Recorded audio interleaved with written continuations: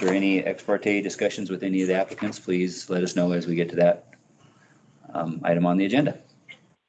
So with that, we'll do a roll call. Commissioner Lyons? Here. Commissioner Tunnel? Here. Commissioner Mack? Here. Commissioner Kinzer? Here. Commissioner Rock? Here. Commissioner Murphy?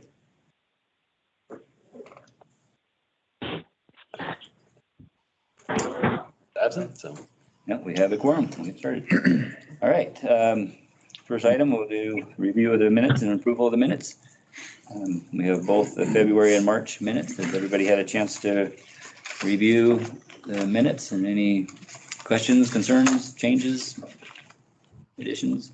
If I wasn't at the last meeting, I just don't vote on those minutes. Doesn't matter. Yeah, we'll probably do each one. We'll do each one separately. Okay. So entertain a motion for the February 1st meeting minutes. Yeah, I move we approve February 1st meeting minutes. Second. All in favor? Aye. Again? Aye. Motion carried. All right, and we'll take a motion for the March 1st meeting minutes. Move to make a motion to accept the March meeting minutes. Second. Motion and a second. All in favor? Aye. All opposed? Motion carries. All right, we'll move on to the preliminary plan review. We have a pre-application for CUP on 500, or CUP, SUP, and a PUD on 500 First Street. We have Nick Wheeler with JS Civil. Or Nick, are you with us, or is it Leo going to be making the presentation? Leo and Brandon Johnson. Or Brandon? Yeah, Brandon's the other engineer that's not listed. Brandon, are you there? I think you might be muted. Yeah, I'm here. I believe Leo's going to take the lead, and then I will kind of chime in from there. Let me know if I'm wrong on that, Leo. Yeah, that sounds good. I'll get it started and then pass it off to Brandon here shortly. Hey, everybody. Hello. Yeah, well, thanks for your time. Yeah, I have the 6-acre property there adjacent to the high school. I don't know if everyone's familiar with that piece of land there, 500 First Street. But owned it for a while, and I appreciate Brian and Meredith kind of working with me, trying to figure out what we can do there to create some housing, some affordable housing. And so at this point, we kind of proposed a unique development there, which would ultimately create, I don't know, right now I think we have 48 to 60 spaces. I'm sorry. I guess it would be, I guess my ultimate goal here is to create a land lease residential community, which would be a mix of site built and prefabricated cottage cabin style homes on permanent foundations. And ultimately it's basically a bunch of cabins, which would a little different than what we've seen there. But I know affordability is a challenge in the community, and we do have some similar type properties in other areas that have worked out really well.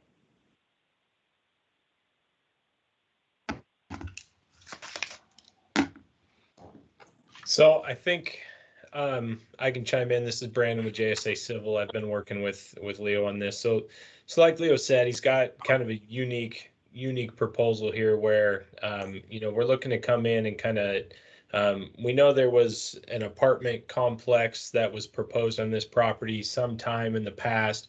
Essentially, we've taken some of the roadway bed that's been laid out for that project previously. It, since been abandoned, and we're using that as a roadway alignment, and then kind of laying out. I believe we've got 46 shown, but that's really just for concept. We really just kind of want to talk about the big picture idea of creating a cabin community there.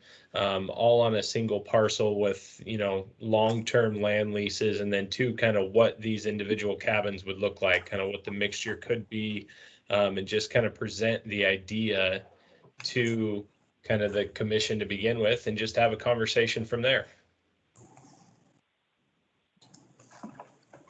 So you said long-term land leases. what is long-term timeframe wise?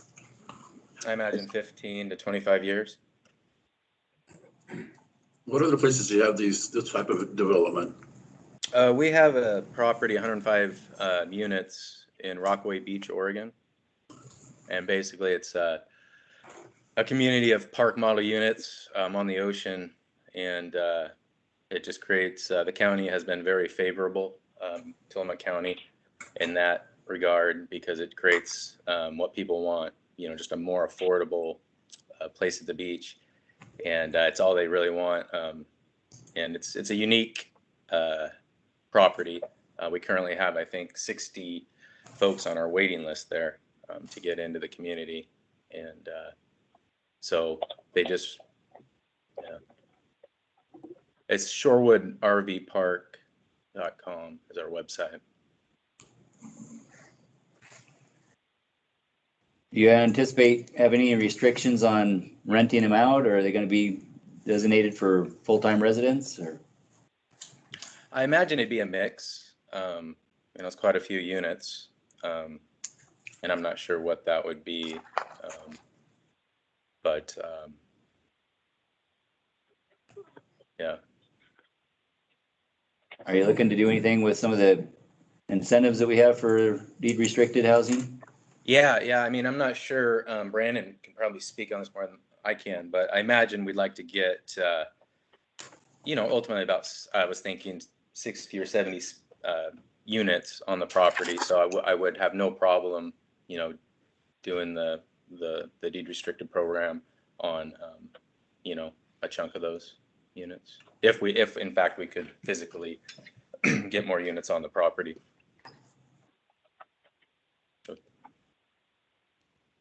How large are these proposed units? Anywhere from, I mean, typically park model units are around 400 square feet plus a loft of 200 square feet. So anywhere from 400 to 800 square feet, I guess. Sometimes they'll add on a living room. Basically what they do is they bring these prefabbed homes in, set them, and then they make them permanent homes. They put them on a post and pier foundation, and put their decks on there and their awnings, and becomes a permanent. And in your experience, is one parking unit per space adequate?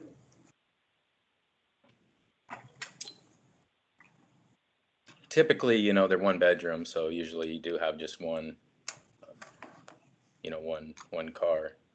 But if they were, our place at the beach there in Rockaway is more of a vacation destination for folks. So if they were full-time residents, I imagine you'd have two cars. But I don't have a whole lot of information on that. Yeah, I mean, it just Obviously, the seems, more parking, the better. yeah, you know, especially with snow and you might want to consider on-site parking for overflow.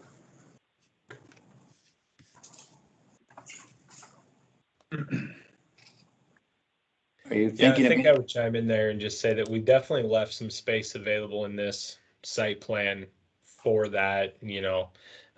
Don't want anybody in the meeting to think this is kind of our defined proposal. It was, we've like Leo said, we've been working with Meredith and Brian a little bit just to kind of wrap our heads around what this proposal could look like, and ultimately decided to get this map in front of this group just to start this conversation. And obviously this map shows one parking stall kind of per unit, but we've got plenty of space available to do some overflow parking or some guest parking and that type of thing. So as we kind of work through what this development ultimately looks like, I think we'll kind of define those in a bit better detail. And the utilities would be just normal water and sewer, like normal city services? Correct.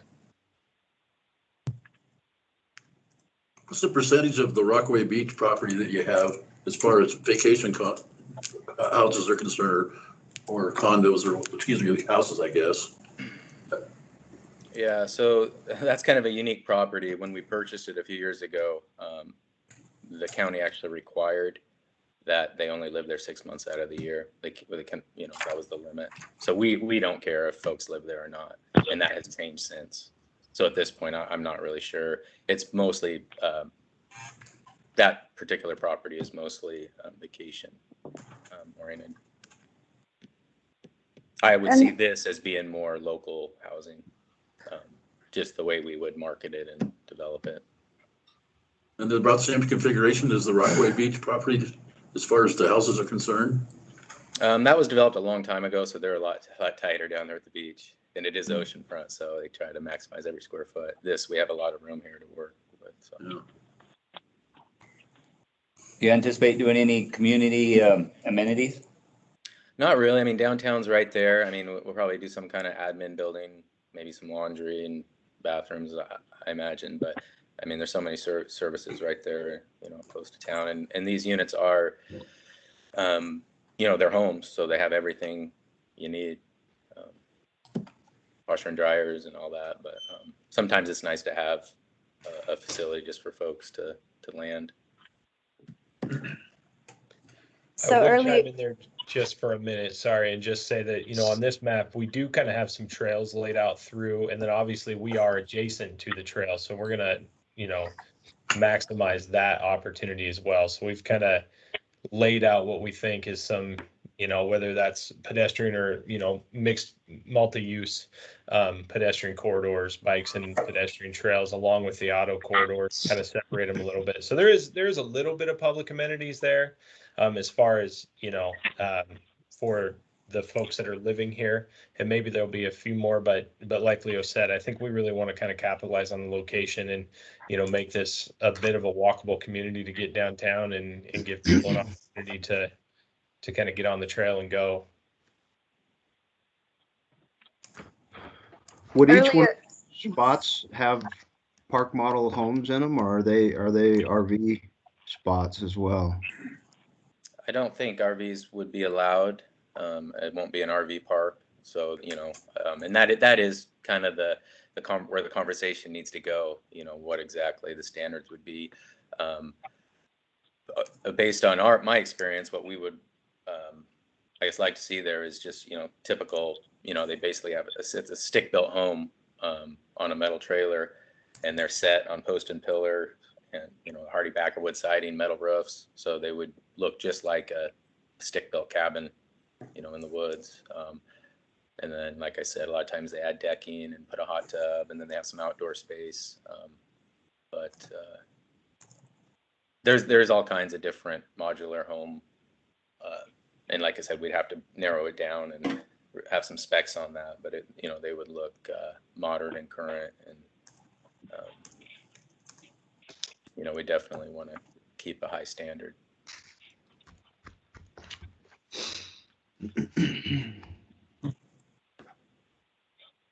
All right, commissioners, any other questions, thoughts, concerns we can help them with?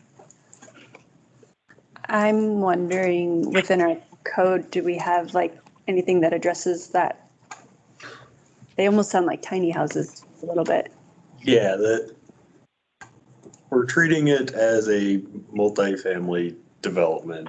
The conversations we've had with the applicant, it's treated as a multifamily development. It's not a mobile home park because they're not mobile; they're permanent foundation. And so it just kind of it's kind of halfway between about 3 different code sections, and but yeah, we don't have any like minimum building sizes or anything like that.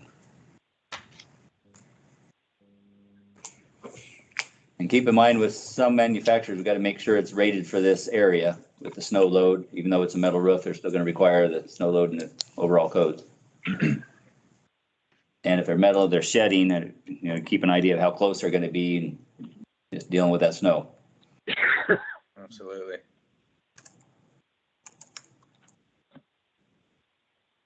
Okay, any other questions from the commissioners?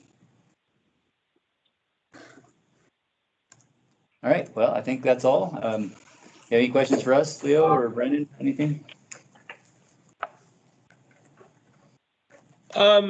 I think that, you know, there are a number of questions that we have about, you know, what are next steps as far as our proposals, and just kind of, you know, maybe working specifically with Brian and Meredith to get to that point. But we really just wanted to kind of present the concept to this group, kind of let you look at it, kind of hear concerns, questions, comments you may have, and then, start to formulate a, official proposal, land use proposal as we move forward with the project. So I don't believe we have specific questions right now, and just appreciate the time.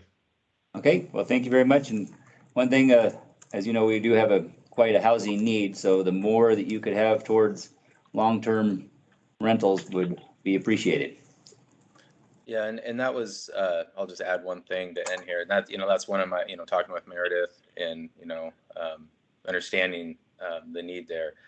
Affordability is a challenge, expensive, big, fancy homes are not cheap, especially in McCall. And so this is a new concept that we've seen successful in many West Coast markets. And, I think these homes come in, when you're building vertically, the cost is much lower when you can bring in a home, trailer it and set it, and it's a permanent home. And that's where the savings gets passed on to the homeowners. And so it's a little different, but like I said, it has been, we're starting to see more and more of these developments happen just to solve this problem of affordable housing. So. And there are a variety of incentives, and we're working on more currently and doing a strategic plan now. They probably talked about that, but there's density bonuses, there's cash incentives for having them deed restricted. So I'm sure Brian and Meredith will talk to you about that if they haven't already. Okay. Oh, thank you. Appreciate you guys' great time. Thank you very much. Thank you. All right, we'll move forward to the next item, which is the consent agenda. We've got 3 items, or 2, 3. Anybody have any questions? Want to pull any of those out on any specific item on any of those? Or everybody happy with them? Fine to me. They seem pretty straightforward.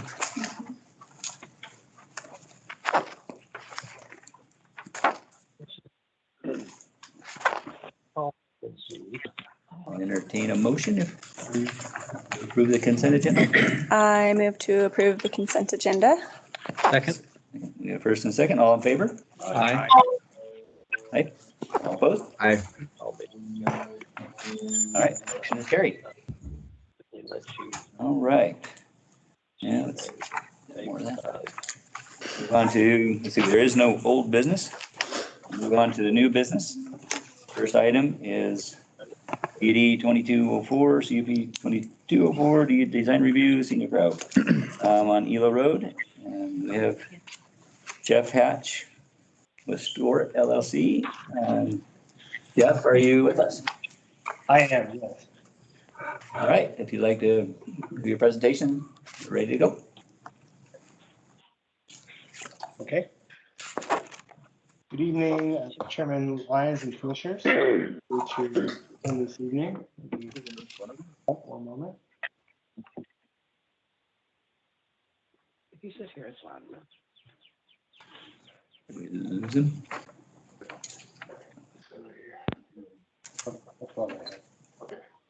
Okay. All right. See if everybody can see my screen. Is that visible? Yes. Okay. Jeff Hatch with Hatch Design Architecture. Our address is 200 West 36th Street, Boise, Idaho 83714. Good evening, Chairman Lyons, Commissioners. Thank you for your consideration of our plan unit development application this evening. So as a recap of the project and site, an expansion of the existing self-storage facility. Directly west of us, we have Icola Logging. To the south, we have a church. To the north, we have a church, a animal shelter. To the east, we have residential development. A proposed site plan amenities as a series of self-storage buildings. Some of those are 3-sided canopies. Some of those are future flex business spaces.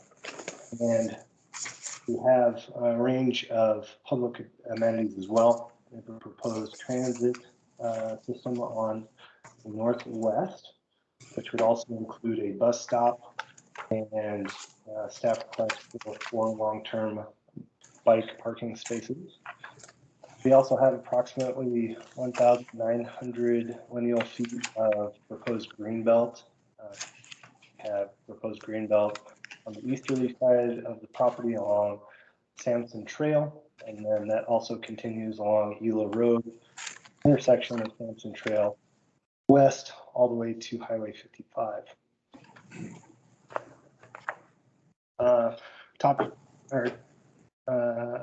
Topography and drainage. There were some comments that we received from neighbors inquiring about stormwater retention on site and capacity from our hydrology report and the drainage plans provided. Our civil engineer has calculated that our proposed drainage facility is about 187% over what's required. So we have almost double the capacity on the proposed site for stormwater retention. Here's a concept rendering for primary office, which faces the highway. A concept rendering for our fire engine access, because part of the amenities on our site was a proposed satellite fire station, which would have 2 fire engines. We also have concept rendering along Elo Road, facing a belt and a landscaping berm, as well as the building.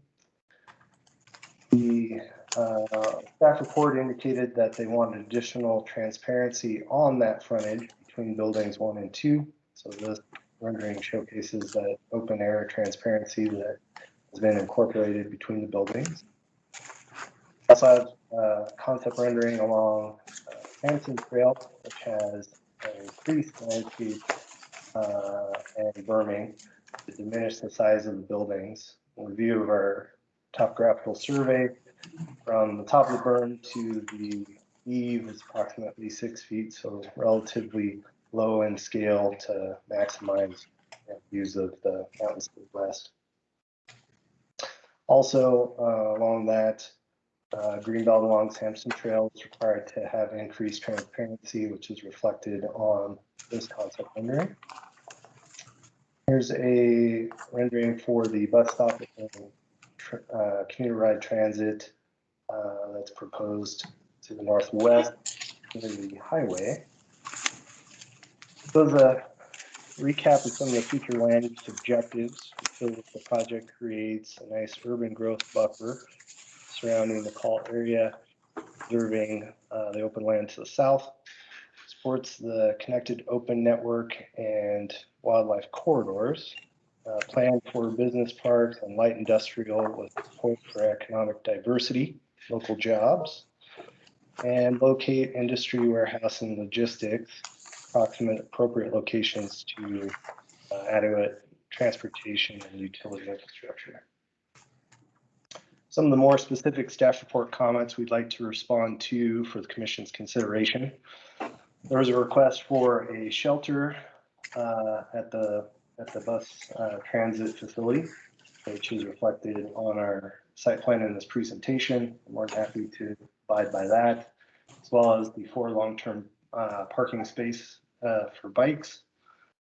The concept rendering presented for Canopy 12 with additional glazing along Sampson Trail is reflected in the rendering. We will provide updated the additional transparency between buildings 1 and 2, providing a concept rendering. We actually opened up that portion of the building and have an open air transparency. Comment about the height of the building and talking with our civil engineer and providing appropriate berming as well as lowering all of the buildings. We feel that we can abide by even having a 2-story structure that is along ELO, but would abide by the minimum or the maximum of 31 foot 4 inches for height above grade. A request for removing and consolidating the lots, which our civil engineer is currently working on, combining those lots. So this would be one parcel that would be proposing for issuing building permits. And question as far as parking spaces for the flex businesses to the limitations on the site. The flex space will initially be used for the traditional storage. When city services eventually extend to the site, parking will be evaluated at that time. But in current circumstances for the proposed development, we have 40 proposed spaces, which would provide us a sufficient amount of flex business spaces to accommodate what services and limitations we have based on our septic system, which is on site. When the sewer becomes available to the site, we would then be able to establish additional parking spaces at that time, a case-by-case basis based on the tenants moving into this space. With that, I will stand for any questions. Can you talk more about the flex spaces, the types of uses that you anticipate there? It seems like a lot of talk has been about, this just being storage units when it's becoming apparent that did you say 40 flex spaces or 40 parking 40 spaces? Parking spaces. How many flex offices? So the flex offices right now are approximately, I think, 20 to 26. And so if we had, a user like a subcontractor who's a mechanical installer, they need a large warehouse space, a small restroom, maybe a little office, relatively low use, but we'd still have to have that evaluated from the health department for capacity about how that loads our septic. They would be able to utilize that space for their business. And so if we have uses like that, we may be able to have a fair amount of those types of businesses in that space. Now, if we get a lot of users who want to have something that's more strenuous to a septic system, like for instance, I don't anticipate that we would be able to justify any restaurants or any food establishments at this time, just because we don't have the on-site utilities to be able to satisfy that. That would be something that the health department can support. So we're not going to be able to justify that from a technical standpoint. And so it's really businesses are going to be what the nature is of that business and how it relates to sewer demand. So you anticipate 20-something individual businesses operating out of this property? We would ultimately like to see that.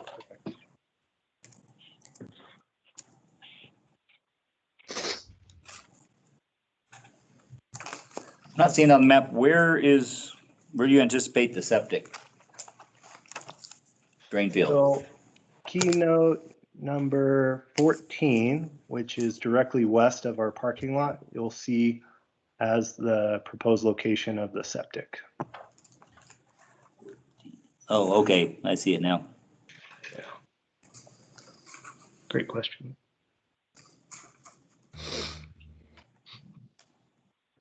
Does the same landscaping extend from the new development that you're putting together here all the way to Highway 55 past the existing development? Yes. So it's the same in both places along Hilo Road. Yes, we're going to update the landscaping on the existing facility to match. And with that, we would also be extending that proposed pedestrian pathway west to the highway as well. So with those landscape improvements also comes that pedestrian access. So it's going to go all the way to Highway 55 then, right? Yes, sir.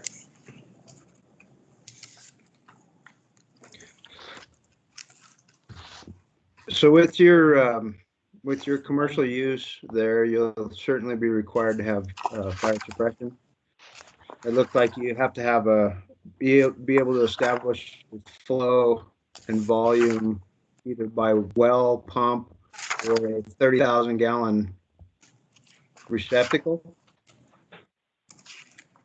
I'm not, I'm not seeing a proposed location for that, where that would go.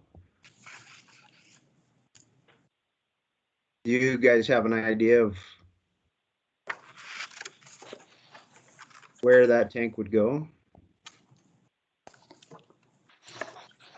I don't believe our civil engineer is on call today, but I would anticipate that that would go west of our existing septic system. We actually have if you look at Keynote, let me pull it down so I can kind of see a little bit better.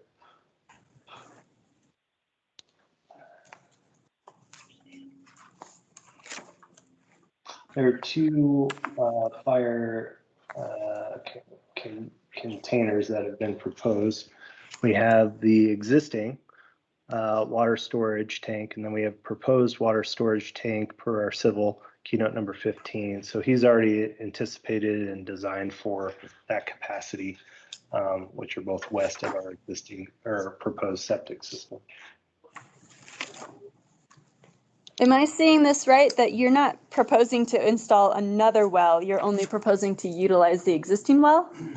That is correct. Yeah, based on the anticipated demand for the site, which again is going to be highly restrictive on a sewer basis.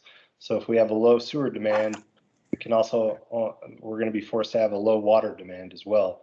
So in working with our civil engineer, he feels like we could probably just utilize the existing well for what is currently proposed. Now, where's the existing well located? Keynote number 16, I believe, is the existing well. What was that for? The existing well, water service out to the old or the existing storage units, or what? D-Dub, you want to speak Yeah, to that? it was put in for the existing storage facility, just for, there was a couple frost frees installed to help for interior watering, which even before we purchased it was eliminated.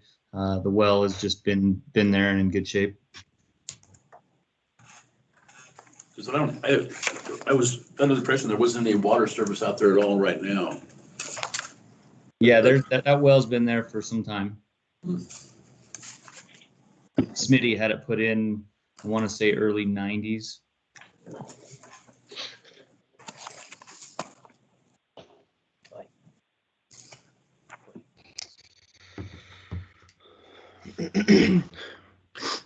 And again, that was a concern that came from our neighborhood meeting, which we brought back to our civil engineer, that the neighbors were concerned about just, potential water demand.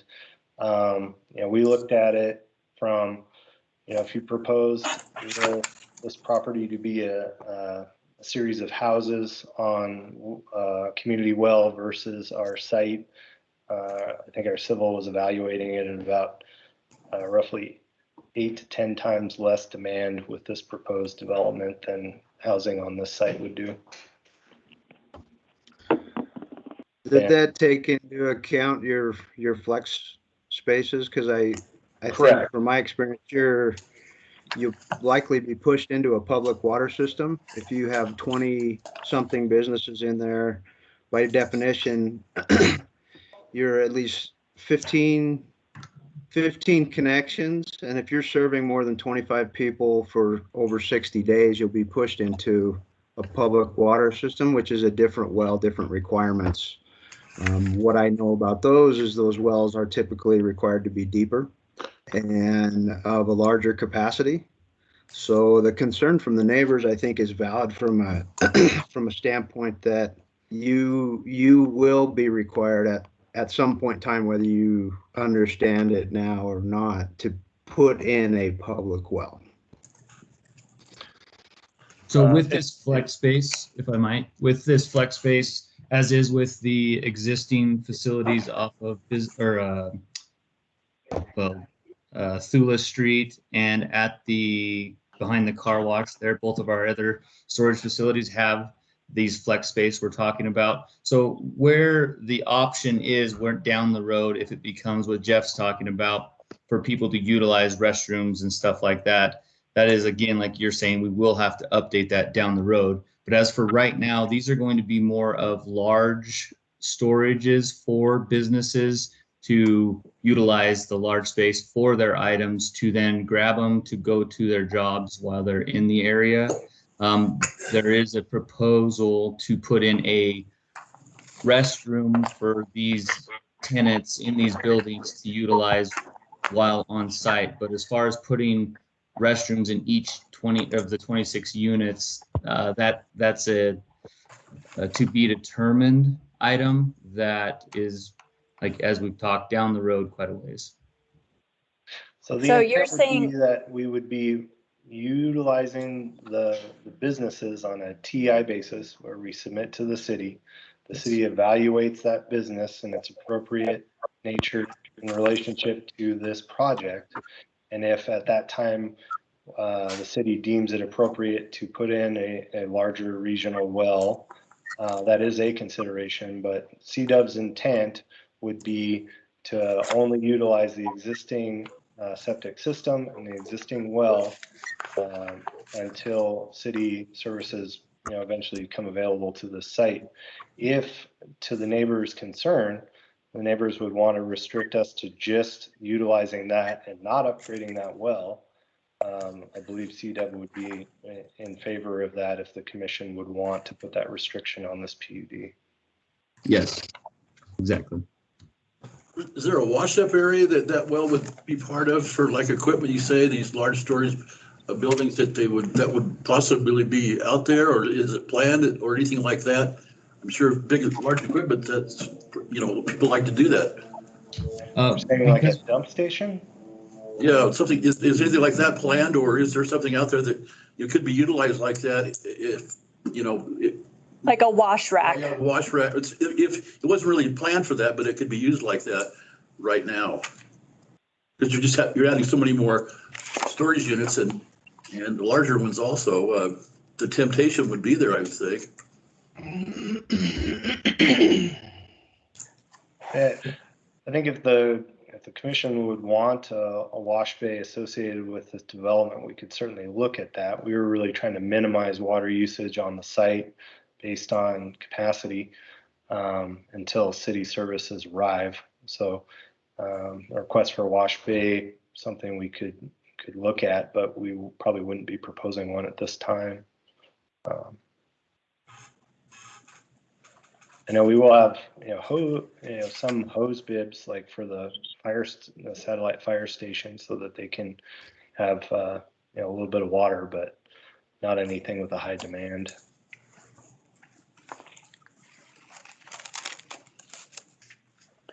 So I might have missed it in your presentation. I'm wondering about the height of canopy 12 from the grade. Did you say that was adjusted? No, the height from canopy 12, I don't think that one's as much of a concern right now. We have it as a max height of 20 feet. We have about 14 feet of grade change along Sampson Trail.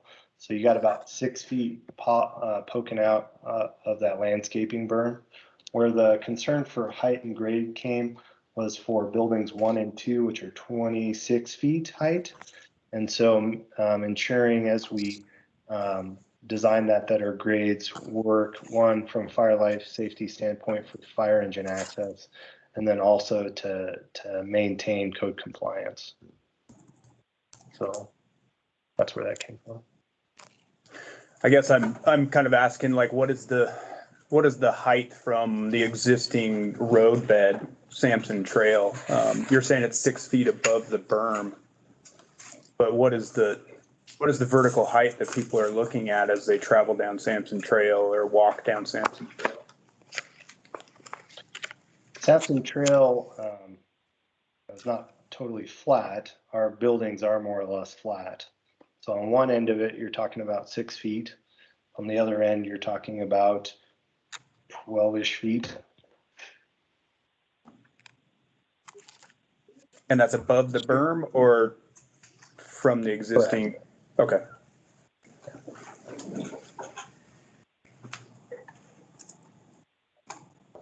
Yeah, so again, we're really trying to minimize intrusion to sight lines for sunsets and being able to see the mountains to the west. So you're planning to drop your grade at Sampson Trail end that gets cut? Yeah, that's a canopy that's three-sided and is retained, so it's sunken into the ground to minimize that height. Correct. We're actually retaining about 12 feet into that ground to drop it.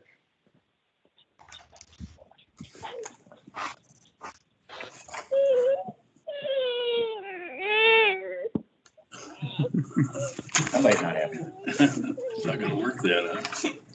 All right, commissioners, any other questions for the applicant at this point? I have one more. Go ahead. One other question, I might have missed it in the, in your site plan, but the snow removal, snow storage, was that all at the, I guess it would be the southwest kind of corner of the property? Is that where the plan is to put all of that? No, it is not. Keynote number 3 identifies a range of snow storage areas. So we have some in the northeast corner, the southeast corner, the south in between each of the canopies, as well as to the southwest, which is where we can push a lot of snow. Also, this proposed development, similar to other sites that we do in Sun Valley and Haley and high alpine, a lot of snow countries, these more modern buildings are engineered to store and retain the snow on the structures themselves. So for all the buildings 1 through 11, we would be proposing that those have a low slope roof with cleats to retain the snow onto them. Buildings 1, 2, and 3 will be shedding into our landscaping berm as well to minimize snow catchment. So really it's building canopies 13, 14, 15, and 12 that we'd be pushing snow for. Plus And all the the asphalt driveway, in between. obviously.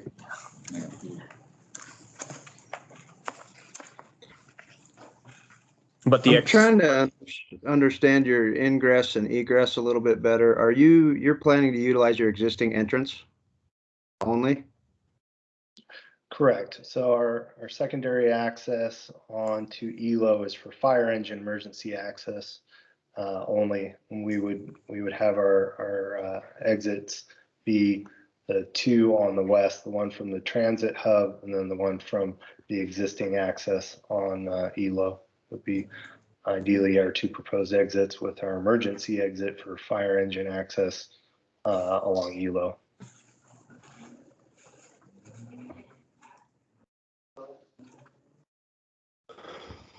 Has there been any traffic study?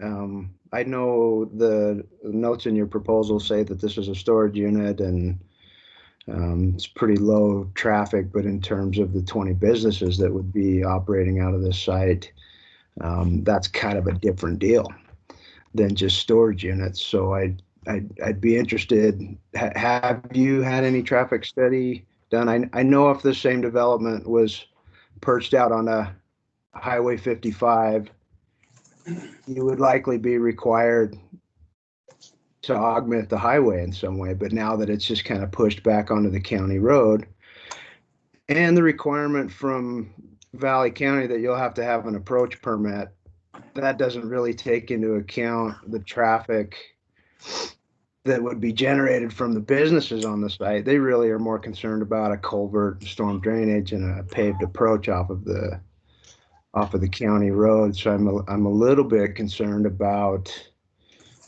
traffic generated from the additional businesses and storage units. So I'm just curious, have you had any traffic study done on this site?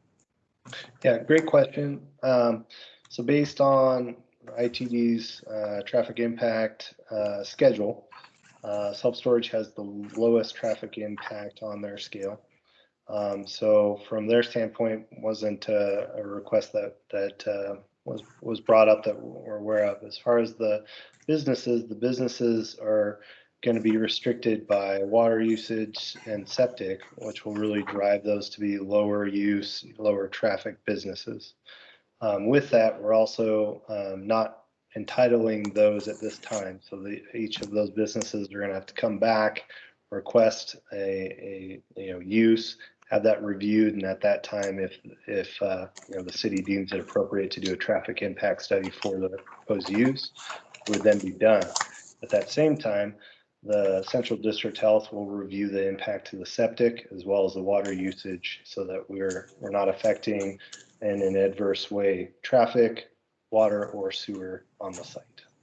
So to CW's extent, currently we would be proposing it to be a PUD on storage with a satellite fire station, and then on a case-by-case basis based on the proposed use, we would come back with those tenants for review. And if those need a conditional use permit, they would be reviewed by planning and zoning, and the traffic impact study would be provided at that time.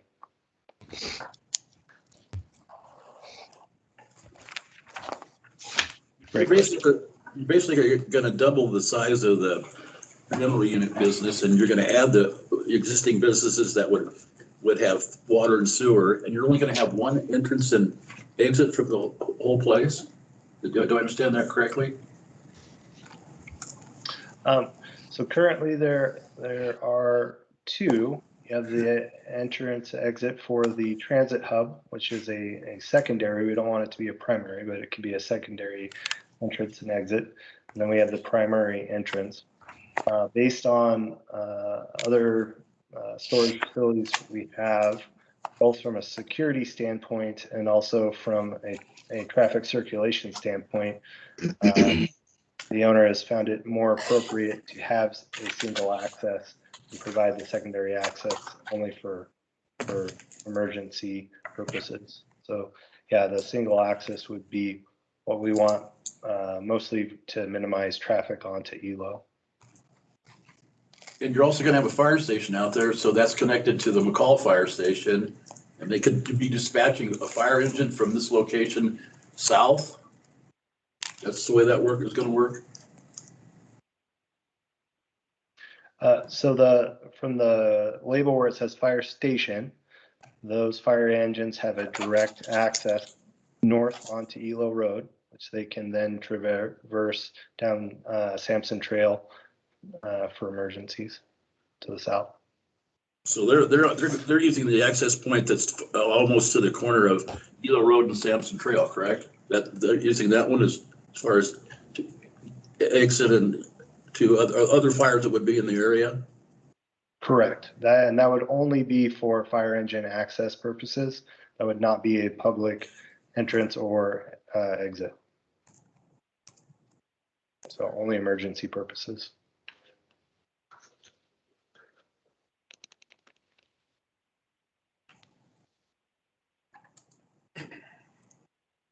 All right, commissioners, any other questions for now? Okay, I think we'll have Brian and the staff. Thank you, Commissioner Lyons. Before I get started, Commissioner Milfy, would you mind disclosing your ex parte and your proximity to this project before we get too much further? Oh, yeah. So I have had ex parte communication with neighbors in passing up here. I reside at 1175 Sampson Trail, about a quarter mile from this location. So I have a pretty good feel for the neighborhood, its current character. The conversations I've had with your neighbor directly to the west, Kenny Strode, the Spearses, and the Rhines, with Clyde Dillon, I believe, as well. Most seem to be of the mindset that they're against this development. So I have had those conversations. I also rent a unit over there as well. So I don't have anything to gain from this site going in or going out, but I have had conversations and live nearby. And Kim Milfight also submitted a public comment on the application. Does it make any difference if you rent a unit over there as far as that? Or Bill Nichols is online as well if anybody questions that. Yes, all right, so this application is for a storage unit facility. It is in an RE zone. Self-storage is identified as a conditional use in that zone. It is also applying for a planned unit development application because he needs to deviate from the dimensional standards of the zone, specifically regarding snows or lot coverage. As it is calculated in residential zones, he is at about 45% of the lot is covered in building or asphalt or sidewalk, pathway, et cetera. That includes the existing site that is much more open than the proposed expansion. With that triggers, with PUD applications, that triggers the requirement for at least 10% of the site to be dedicated as open space, as well as providing public amenities. He has the open space in the existing site and with the pathways along Sampson Trail and Elo. Then his amenities are proposed to be a satellite fire station for the fire district, where they can park a vehicle and have people come and volunteer firefighters come and dispatch from there to fires, and a transit station that is proposed there to be a park and ride facility for the Green Line from Cascade to McCall and back. We have not gotten confirmation from the Treasure Valley Transit that runs the bus system if that is an acceptable design or location. And then, yeah, as far as the design itself of the plans go, it is taking up a lot of space, is using a lot of asphalt. Buildings along Elo Road is still cap out at 41 feet, even with the new site plans. The building height is defined as measured from the more restrictive of existing grade or finished floor. So adding a berm to the side of the building is not going to lower the building height, it just adds berm.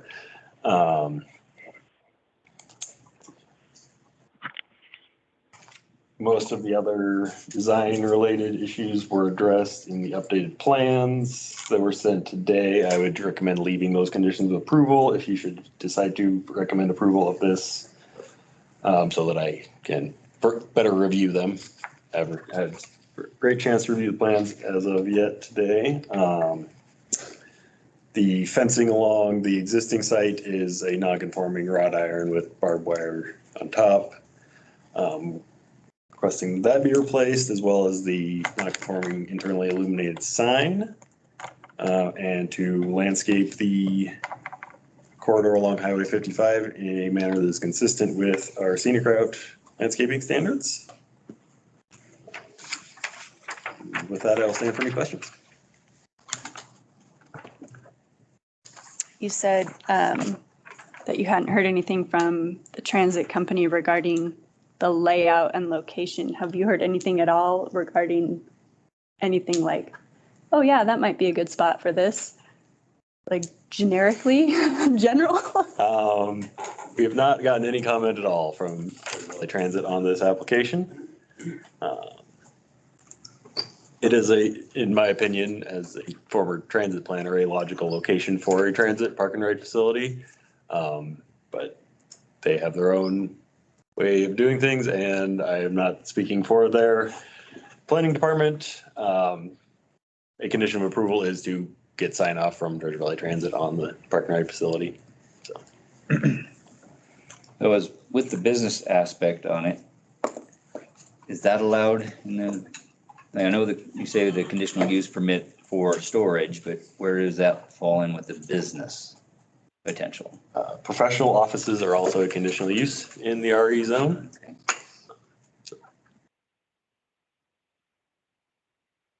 And so with this, we're not doing any zoning amendment or zoning change. It's just a conditional use. Conditional use permit, planned unit development, scenic route design review. Okay. So there's no zoning change. Okay. Within the existing lot, are there any other items that are out of conformance since the application is being approved or being proposed? What's the word I'm looking for? Together? I mean, it only really proposed together. I did not identify any additional nonconformities. Doesn't necessarily mean they don't exist.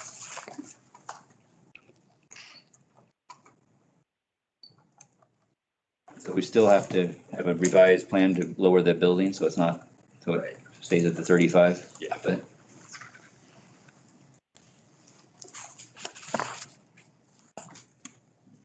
I have a similar question about the fire station. Is that something that's been requested? They have been working with the fire district, and the fire district included a letter of support, which was in your meeting packet. Sounds like there is an existing, the fire district has been renting out a unit at the existing facility, 2-story truck for a while now, and they are taking the opportunity to appropriately design and have a facility there.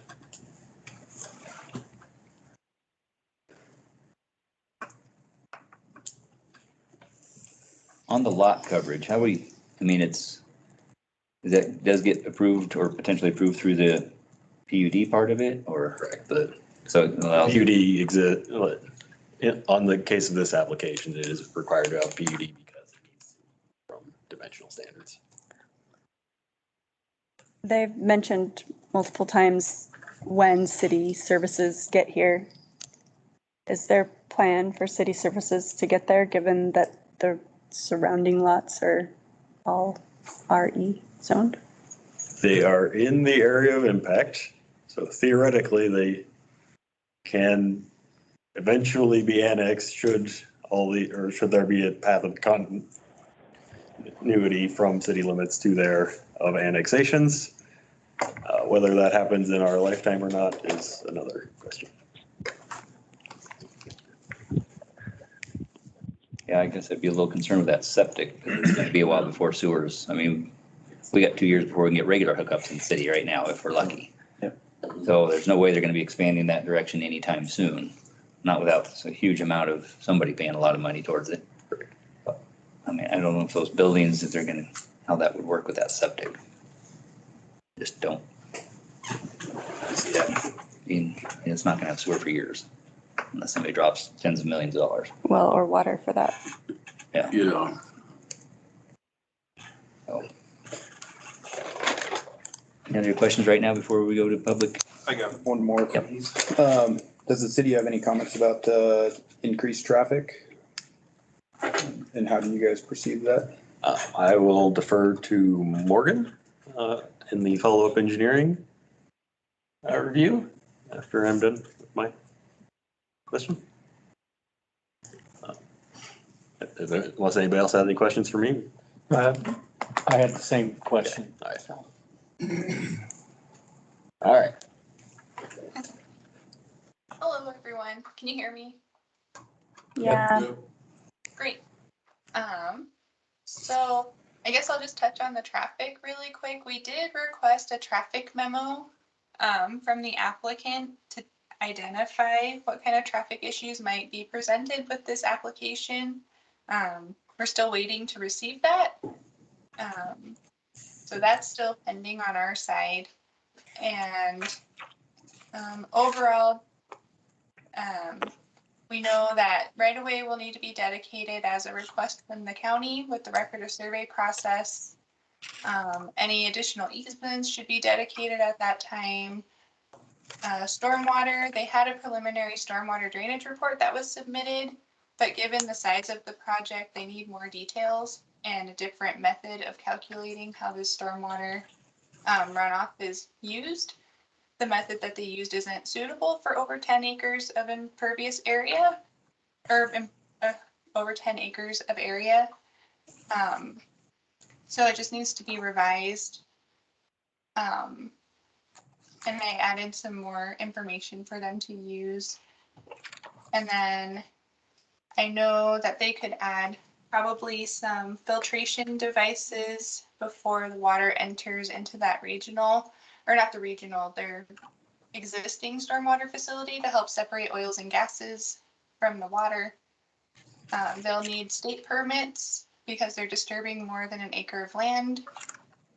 An updated site work and grading plan will need to be provided because it doesn't extend into the right of way and it's unclear where the roadside swales are in relation to the pathways that are being proposed. So there's still some unknowns there, but I think with more work, it could get to a level of approval for final engineering. And that's my summary of the project so far. The traffic memo that was requested, was it for the now layout of these are storage units, or was it for businesses layout? It was for the storage units, but I think we should add potential business traffic in there also, if that's the ultimate plan. I think it just makes sense to work through it all now before we get too far down and put too many improvements where it would conflict with the right of way, if anything needs to happen there. Well, it seems to me along the traffic study lines, this organization has multiple large facilities, which would give them the opportunity to track the traffic into and out of their existing facilities, and then provide us with some sort of feeling for what's happening in Haley or Boise or whatever. And saying that there's no impact on traffic is really not good enough for me. Mhm. It just seems like a lot of units and a lot of traffic in there to begin with when it's all built out. And then you add the fire station and also businesses. I just can't imagine that one entrance in and out, and the way it's lined out here today, it's going to be. And then you think about from May to the end of September, you can't get out onto the highway. Yeah. So why would you drive down to Elo Road to go to, Highway 55? So it's going to put traffic on Sampson and so you just will have an entrance there if that was going to be the case. All right, well, I think we'll move to the public hearing and we can just have more discussion, complete that. So we're going to move to public hearing. We have quite a few people that are looking to make comments. We want to remind everybody, we have 3 minutes to comment. If previous comments are made that are similar with what you were going to say, please try not to duplicate it. I think we're going to have quite a few comments, so just if you could add something new, great. But if you agree with the previous comments, you could just say that and kind of save everybody some time. We have 3 minutes for each call or comment. Let me get these set up. I think we'll start with people online first. So.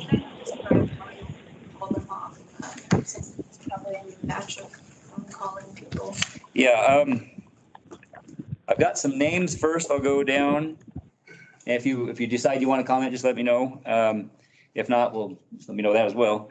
And then I've got some phone numbers in addition that will go down. And then we'll have the people here at the meeting facility with us at the end. So first we have Andy. Andy, and if you're online or you may be muted, you might need to hit *6 and give it a couple seconds. Hit *6 and then we can hear you. So we have an Andy. Andy, are you out there? Would you like to make a comment? I have no comments for me, just listening in. Thank you. Okay. And we have Greg Cutler. Greg Cutler.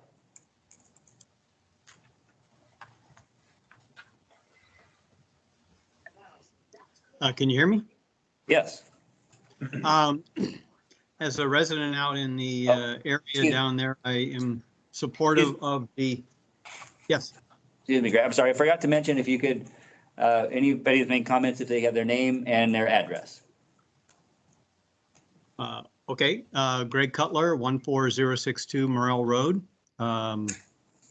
I am supportive of the development, including the fire station satellite. I think that's a great idea for area south, and with proper planning and commitment to meeting the requirements, I think that would be a great benefit along with the other improvements that I've seen here. You had your 3 minutes, get off. Okay, thank you. Then we have M. Regatta. All right, I don't have a first name, just M. Regatta.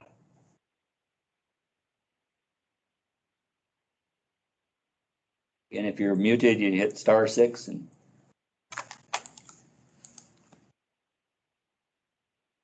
Okay, we'll move on for that. Neil Okada? Okada?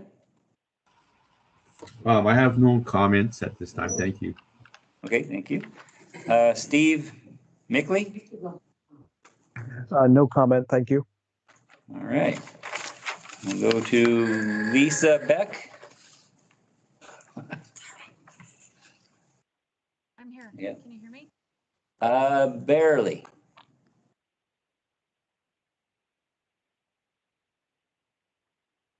We can't hear you at all, Lisa. You there? Yes. Hello? Hello? You're super quiet. I can email my questions into Mary. Okay, yeah, because we could barely. She's going to email them to you too right now. So okay. All right, let's go. They're on their way. Okay. All right. Now we got for the phone numbers 462-0003.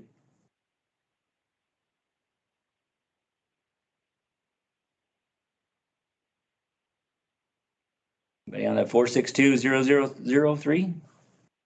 So you can remind them *6.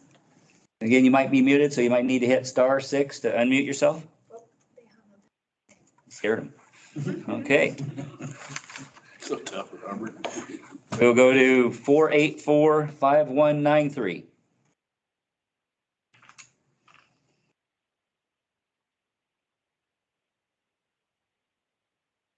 They've also left the chat. Oh, I scared them too. Sailing right along. Okay, this one is 406-461-5764.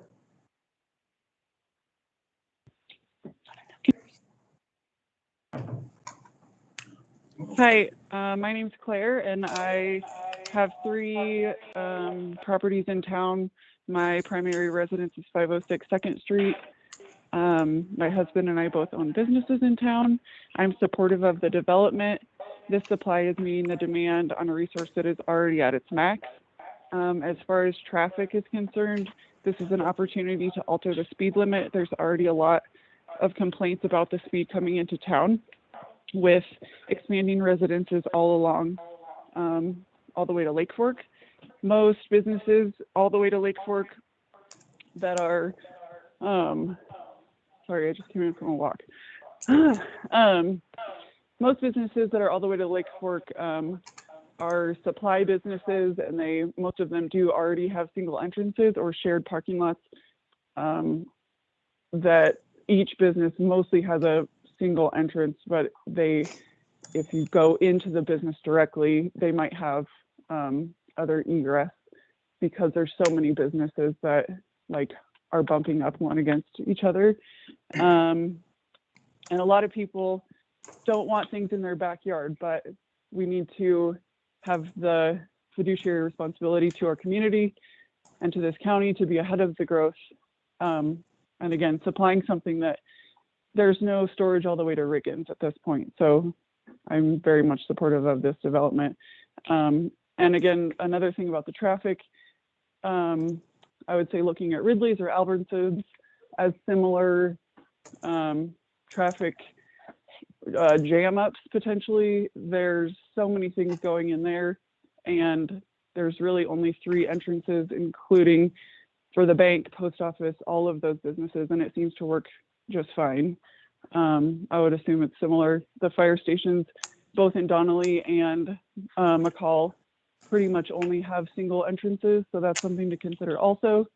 And in speaking with Donnelly Fire Chief frequently. He has continuously over the years mentioned the numbers of their calls go up and up every year. So having another station seems like a great idea, because the next one is Donnelly, and then after that it's Tamarack. My last comment is that one of the commissioners was directly related in increasing our traffic with the America's Best Communities project. So if we're going to keep doing things like that and begging people to come here and showing off how great this area is, we need to meet the demand. Thank you. Thank you. Chair Lyons? Yes.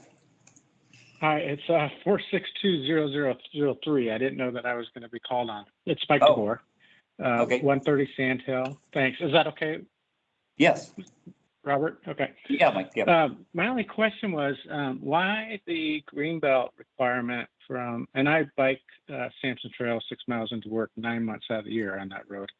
But what's the requirement for going from Sampson to Elo when that's just ending up the freeway and you can't ride that freeway on a bike or walk it? Is that a requirement from the county, the city, or was that just developer suggestion? We'll get back to you on that. We're just taking comments now, and we can respond later for you on that, Mike. Okay, thanks.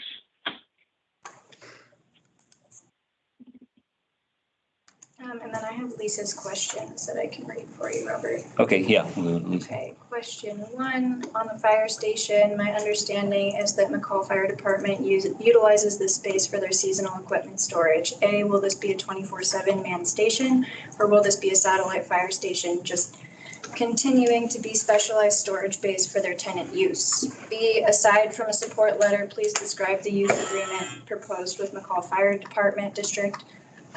C, does the site support maneuvering? So I think that would be vehicle radii for turning. Question subject 2, on the transit facility. A, does the facility support bus maneuvering? So again, that would be turning radii. And is it sized for ingress and egress in that one location? B, can this facility support larger buses? I don't know what scale that would be, but something to look at. Subject 3, landscaping. This is a gateway to McCall. Careful landscaping, screening, and significant berms should be visually rendered and vetted. And 4, wildlife corridor. Please describe how this supports the wildlife corridor. And that is what we have from Lisa Beck of Epicos Land Planning and Architecture, located at 303 Colorado Street. All right. Okay, we'll go to another phone number, 315-0185.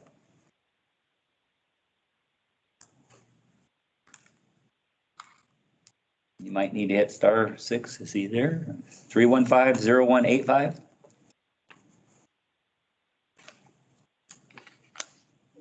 Oh, and then one more online. I just have a note here of Scoot. I think that's Scoot, not Scott, right? Scoot. Scoot, are you there?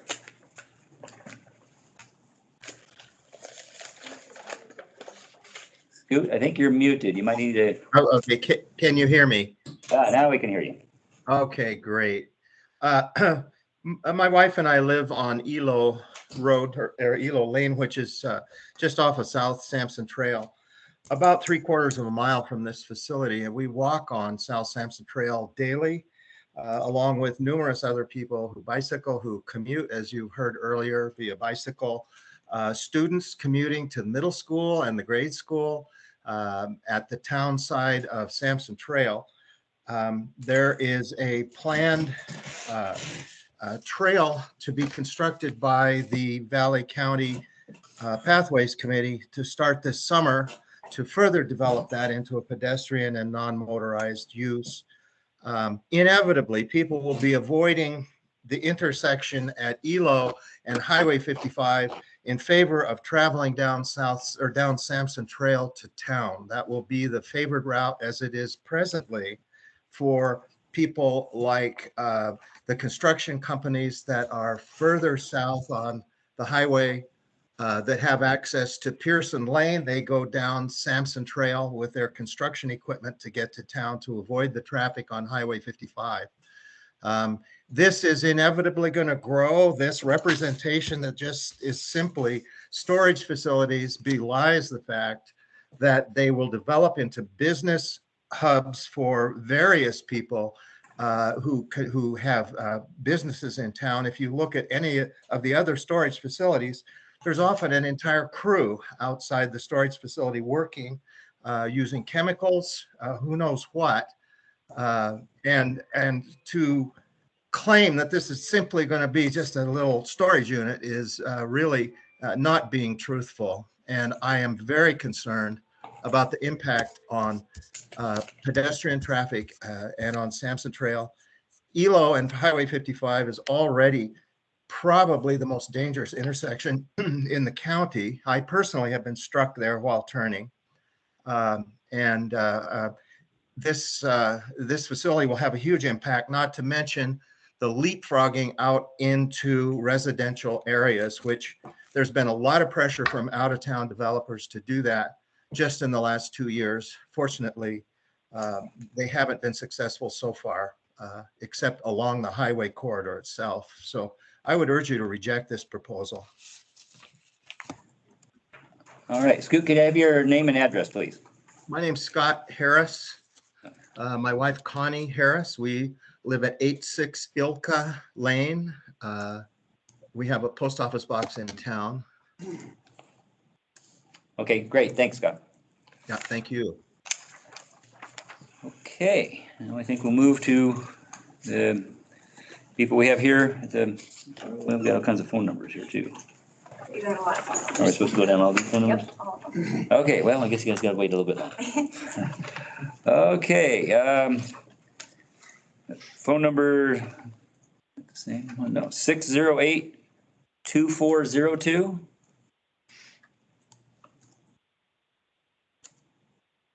And if you're muted, you hit *6, but again, 608-2402.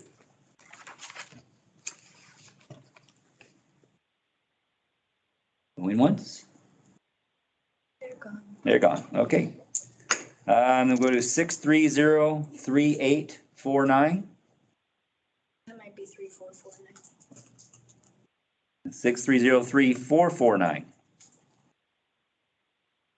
That was B, Mike DeBoer. Oh, that was you, okay, gotcha. I don't know. I came back in because I actually didn't know I was coming on. Sorry. Okay, thanks, Mike. Okay, 630-4851.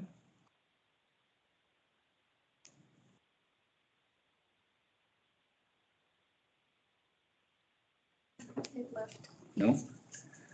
859-6664.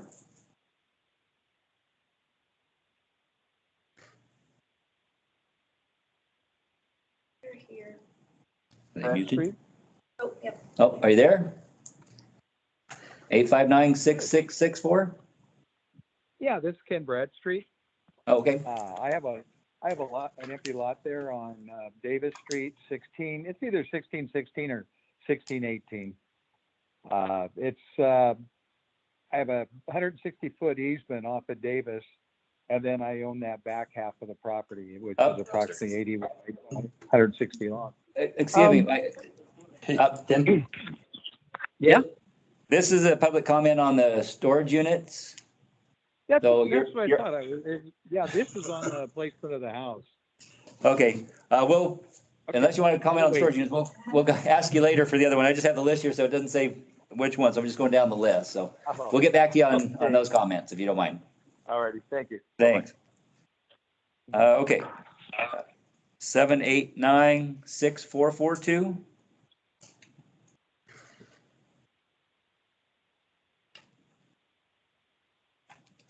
They're on. Are they there? 789-6442. No comment from 6442. Okay, thank you. 859-8859.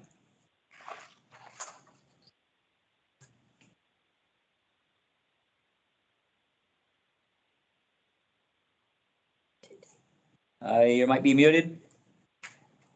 8859, and if you want to talk, you need to hit star six. Property. Oh, I'm sorry?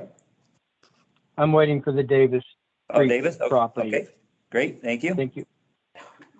8993982. Hello? Yes, hello? Hello? Can you hear me? Yes, you can have your name and address, please? Yes, this is Debbie Maxwell. I'm with Treasure Valley Transit, and our headquarters is 1136 West Finch Drive in Nampa. And I have spoken with Steve Thyssen, and we've been in contact through email a couple of times about this project. And we did let him know that we could add this as a transit stop from McCall to Cascade only. We would not be able to make a left-hand turn into the business, into the property, because it's a safety issue. So we would need like a traffic signal added to that on ELO to allow passengers to get on board and disembark from the vehicle and use a crosswalk to cross across ELO. And that would be the only way that we could do from Cascade to McCall stop. So as far as the site plan itself, we had no issues or no comments as far as the design. Okay, normally we wouldn't comment on this, but it might be wise for a question because she is part of, it's showing it here, I think. So I'm kind of trying to figure out where you mentioned with the stoplight. So you're not thinking you would pull into the property and the turnaround that's there and pick up passengers within the property? Only going from McCall to Cascade. We would make the right-hand turn, but we could not make a left-hand turn and wait on traffic and such to turn in. It's just not safe. Okay. Okay. Okay, I see what you're saying. Okay. Does that make sense? Wait. They would be coming in, they don't want to take a left-hand turn on the highway and head south. So they'd only come off, they'd only come into town. We could only make a That doesn't- right turn Towards Cascade, into the property. Eagle Road. So it basically, So they wouldn't go from McCall. they would be dropping off, people dropping off, but they wouldn't pick up because they wouldn't be going Correct. south. They can only drop Correct. off there. Basically. Or I'm gonna have to they think could through get that. on the bus. Yeah, you could get on the bus and go into McCall, but you, Because they're turning right to go on 55 to go into McCall. Okay, I got that part. yeah. So as they're coming in from Cascade, they could pull in Right. and then leave, I'm good there. but they wouldn't pick up people going to Cascade because they'd have to take a left turn onto the highway. Turn. Oh, and then They turn don't want to onto cross, the they don't want highway. to cross traffic on the Gotcha. highway. So it would only be, Correct. okay. Okay, well, that's interesting. So, all right, any other questions for Debbie? I know it's a little different on this one, but I think in this case it's warranted. All right, Debbie, thank you very much. Appreciate that. Thank you. Okay, moving on to another number here, 303-319-2430.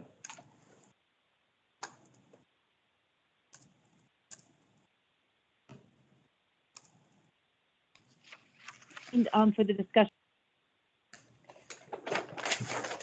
Sorry? can you hear me? I'm sorry. Thank you very much. We're waiting to discuss the next issue on Davis Avenue. Okay, great, thank you. Thank you very much. Okay, 804-836-4747. They're gone. Okay, 573-6889.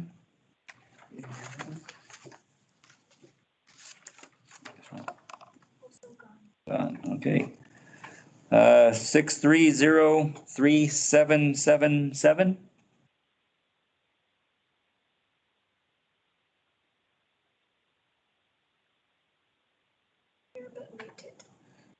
You might be muted, so 6303777. You might need to hit *6 if you want to comment. Hello? Yes, hello. Would you like to comment? Can you hear us? Yes. Yes, we're commenting about Elo Road. This is Liz and Carl Rucola. We live on 550 Elo Road, just past the intersection with Sampson Trail and Elo, and we are totally against this. I'll let Carl speak for a minute here. Well, there's a lot of concerns, but you know, one of the biggest concerns we have is that the property values that we have in our little area there are going to go way down when you put storage units alongside you, and it's just not the proper place to have them. On a road that's part of a scenic byway, it should be stopped where they are right now and not be extended over Elo Road at all. And like I said, there's a lot of other concerns, but basically it's going to have a negative impact on our whole area here. And the traffic is not going to sustain it on Sampson Trail in the corner of Sampson and Elo. So that's basic comments. Let me butt in real quick here. Nobody seems to be mentioning all the problems we have at Sampson and Elo with traffic problems already. People are running the stop signs, rushing to the middle school. You're just going to be adding to that. And it's really a huge, huge safety issue. And I hope somebody would look at that.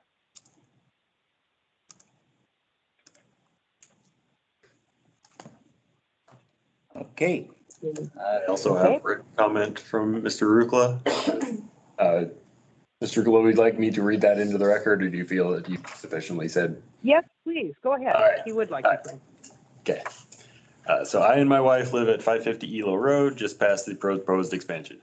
I feel that it is totally wrong to allow more storage units to be built in that area. This is not the place for them. Elo Road is part of Farm to Market Road, and these roads are a scenic byway. It's not a place for storage units. The traffic concerns, pedestrians, bicyclists, etc., are a good reason for denying approval.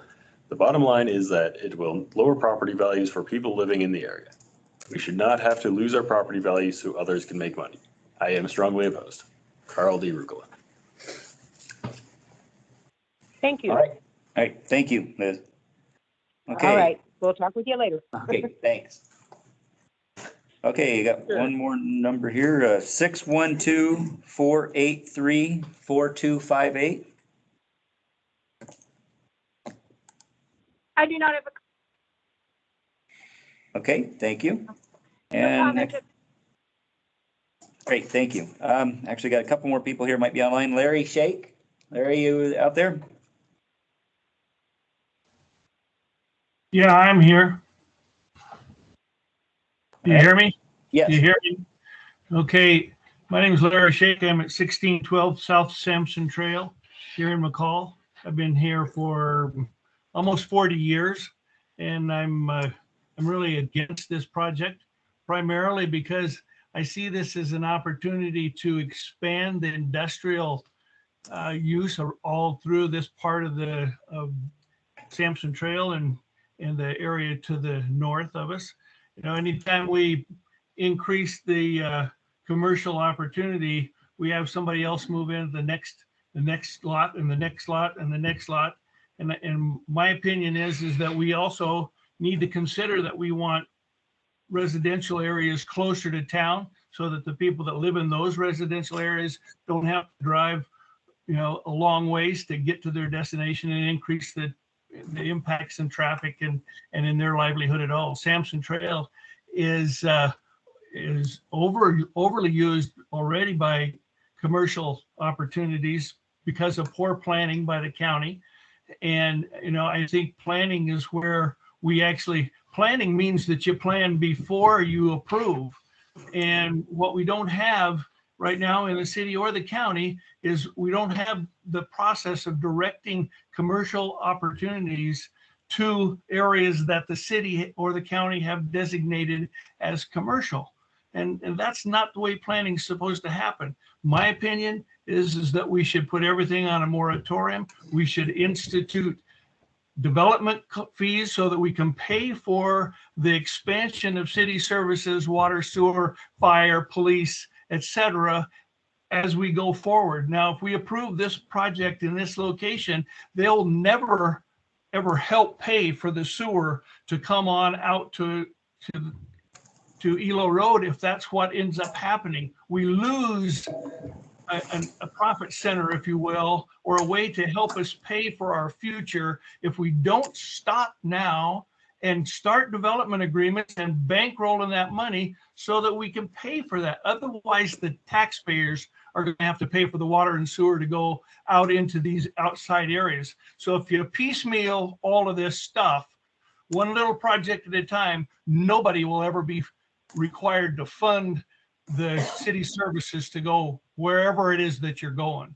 So we need to back up from a city planning standpoint. We need to encourage people with business opportunities to go into commercial centers that we have planned for them that already have city services. So, I mean, that's my bailiwick right there. What it does to Sampson Trail, the pathways along the side, they're really pretty stuff, but that's not what makes Sampson Trail. Sampson Trail is a quiet, easy walking, biking kind of opportunity right now. And just because we have a nice walkway on 200 feet of Sampson Trail isn't worth anything. Now, the impacts to Highway 55 and Elo, you know, Highway 55 and Elo is already probably the largest opportunity or the highest risk for collision of anything that we have in Long Valley. Now, without turn lanes and acceleration and deceleration zone areas, this is just going to complicate the whole thing. Now we start talking about business opportunities inside the storage unit. Larry, all those bigger places are going to require more and more people and more water and sewer consumption. And this plan is out the window. Okay, Larry, if you could, you're at your time limit. Thank you. I think we're losing you anyway there. Okay, one last one, Carrie Potter. I'm here. Oh, you're here. Okay, perfect. Well, you get to jump the list, I guess, since you started. So, Okay. Go ahead. All right. I'm Carrie Potter. I live at 15 Boulder View Place, just off of Pearson, south of this development. I'm a local business owner. I have Pine Top Custom Homes in Rocky Mountain Crane, which is just south on the highway. Pine Top is actually located in the storage facility in town. I also have 2 storage condos over off of Boydston. That's 193 Rio Vista. So I'd like to just touch on a few points. I feel personally that CW and Storit have really put a lot of thought into this plan and really catered to the needs of our community. They're providing the storage for the fire department. That gets them one step closer to my house, which I'm happy about. They're providing the bus stop. And in regards to the transit system and not turning left in front of traffic, they do that through town all day long. The walkways, which are non-existent currently. Sampson Trail is heavily traveled by walkers, bikers. I think a walkway pathway system should be implemented all the way to Pearson Lane. So you do have a direct connection to downtown McCall, and that needs to continue through Sampson Trail and through the other communities. They're also going to provide a much needed service, which is storage units. Right now, again, there's no units available from here to Riggins. I have homeowners who are moving here, trying to move their things here. We can't find storage for them. And if personally, I've had a storage unit before. I've gone there once a year, twice a year, to get things that I don't use on a regular basis. So as far as traffic, I'm not really concerned with a huge increase, given the storage units already exist in this location. And then as far as the flex office space, I'd really like to hit on this. Being a contractor in the area, we do not have facilities to implement all of our storage for our materials or a place for our contractors to meet in the morning. And this is what we use our 193 North Rio Vista property for. We house our company trucks in there. All of our guys meet there. We have about 22 employees for Pine Top. So those guys meet at that storage facility, and it's just actually the lead guys. So there's 3 or 4 lead guys who meet there, pull the work trucks out of the storage facility, load up all the supplies they need for the day, and they drive out to the job site and meet the remaining crew there. And then at the end of the day, they bring their trucks back, park them, and leave to go home. Let's see. What else can I hit on? In regards to some of the comments made by some of the previous opponents of the plan, in regards to the traffic on Sampson Trail, as a business owner south on Sampson Trail. Oh, You just finish up real quick. am I out? Okay. Being that I live off of Pearson, I use Sampson Trail and Pearson Lane to get home, and our trucks are logoed. So I'm using that route to go home, not as a use to avoid traffic during the workday. So as a whole, I think this is a favorable plan for our community, and it benefits the majority. Thank you. Okay, Rebecca Ryan. Hi. I remain opposed to these. Can you name and address? Rebecca Ryan, RINE, 1200 South Sampson Trail. Great, thank you. I live 1/2 mile from the proposed site. There is no identified, that I've heard, compelling reason or community need that would justify withdrawing what we feel is our neighborhood zoning, our residential estate zoning, and superimposing on it a CUP for a commercial interest. It's not a hospital, it's not a school, it's a storage facility, but unfortunately today, what has alarmed me is I've heard even more that it's sort of morphing into possibly 20 offices. Somebody mentioned food service, well, not yet, water, sewer. It's a much bigger idea than what initially I think we heard about to comment on. And I think therefore these different aspects of it need to be analyzed separately and completely, such as the businesses, such as even the fire station. If it were a real fire station, that'd be great to analyze and to comment on, but suddenly it's sort of attached to something. So I don't really know if it's a real proposal or not. I don't know, it's unclear. South Sampson Trail is part of the Valley County Pathways Plan, which has already been approved by the county, which is going to take a pedestrian pathway from Rogers Lane all the way to the middle schools and the elementary schools to help these kids and those of us like the Harrises who are always on walking, running, and biking. And it is simply incongruent for the county to approve something like the Valley County Pathways to invite people onto the South Sampson Trail corridor and yet put this commercial installation, which has unknown traffic, because how many businesses are going to be there? We don't know. This is new. It's suddenly too amorphous for me really to understand. The traffic safety issue is bad now. Am I done?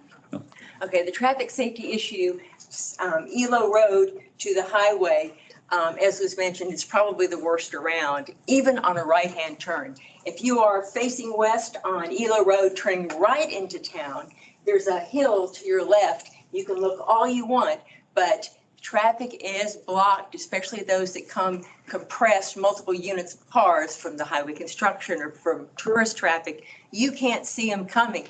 And if you're going to have somebody turning right onto South Sampson Trail to storage units, to businesses, that will slow that traffic down on Highway 55. It is going to be a worse nightmare than it is now.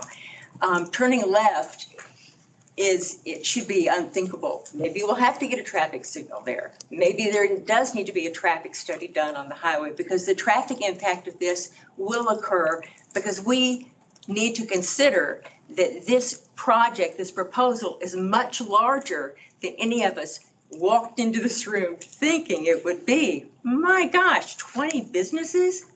This is a zoned residential area. Why cannot commercial installations build fine places like this? And this is a great facility and it belongs in a commercially zoned area, not in a neighborhood. The end. And I do have some written comments, so. Okay. We got to conclude in the packet. Okay, Richard Ryan. Okay. My name is Richard Ryan, and I do know this woman here has spoken before. I live at 1200 South Sampson Trail, and we lived there for about 6 years. We also lived here in the 80s, so we've seen McCall grow for almost 30 or 40 years. Retired back to the community recently. A lot of the things that have been brought up have also been submitted by me in 2 previous letters to to P&Z and to the staff here. So I won't rehash those again. What I do want to point, if you have the package that was submitted, I included 2 graphics. One was a graphic of Google Earth, which shows the satellite image of the corner that's being proposed for development in this project. And then what it shows is a rolling forest meadow complex, undeveloped, that is fully within the context of the RE zoning intends to protect. And it's also characteristic of that larger South Sampson Trail corridor, which is a beautiful forested area with homes that are set back within them. And what it really demonstrates when you look at, contrast the first graphic of the satellite image of the project area with the artist rendering in the Star News last week, it was a shocking comparison when I saw that. And so I wrote a second letter about this, basically noting that what you're in effect doing is dropping Ridley's parking lot on that corner and then building almost 700 storage units on top of it. So it completely obliterates the character of that area that is within the RE zoning. So the other thing I noticed is that a fuller rendering by the artist would have shown that there are 3 residents on the east side of Sampson Trail, directly across from the project development. And then there is another residence just south of the project boundary on Sampson Trail. And that development would be completely in their face. And right now that open park-like forested area is what they can see. So I would also add, as far as the trees in the artist rendering, that as an ex-forester, the trees that are drawn in that project area would not look like that for 30 to 40 years. You look at the scale of the Star News graphic and the actual estimate of how fast trees grow and how full they developed over the course of that time. So if the project is approved, it would effectively destroy the setting that the RE zoning is designed to protect, because as you drive up to the ELO South Sampson intersection, the project is right there and dominates that corner. Okay, so just to wrap it up, as homeowners, we made our purchase here expecting that the zoning would protect the values for which we bought the home that we now reside in. And so I urge you to reject the proposal that has a lot of good features. It's got a big problem, and that is that it's in the wrong place. It needs to be either put somewhere else, or the property owner should come back with a proposal consistent with the RE zoning, which is basically residential estate. Thank you. Right, thank you. Linda, you?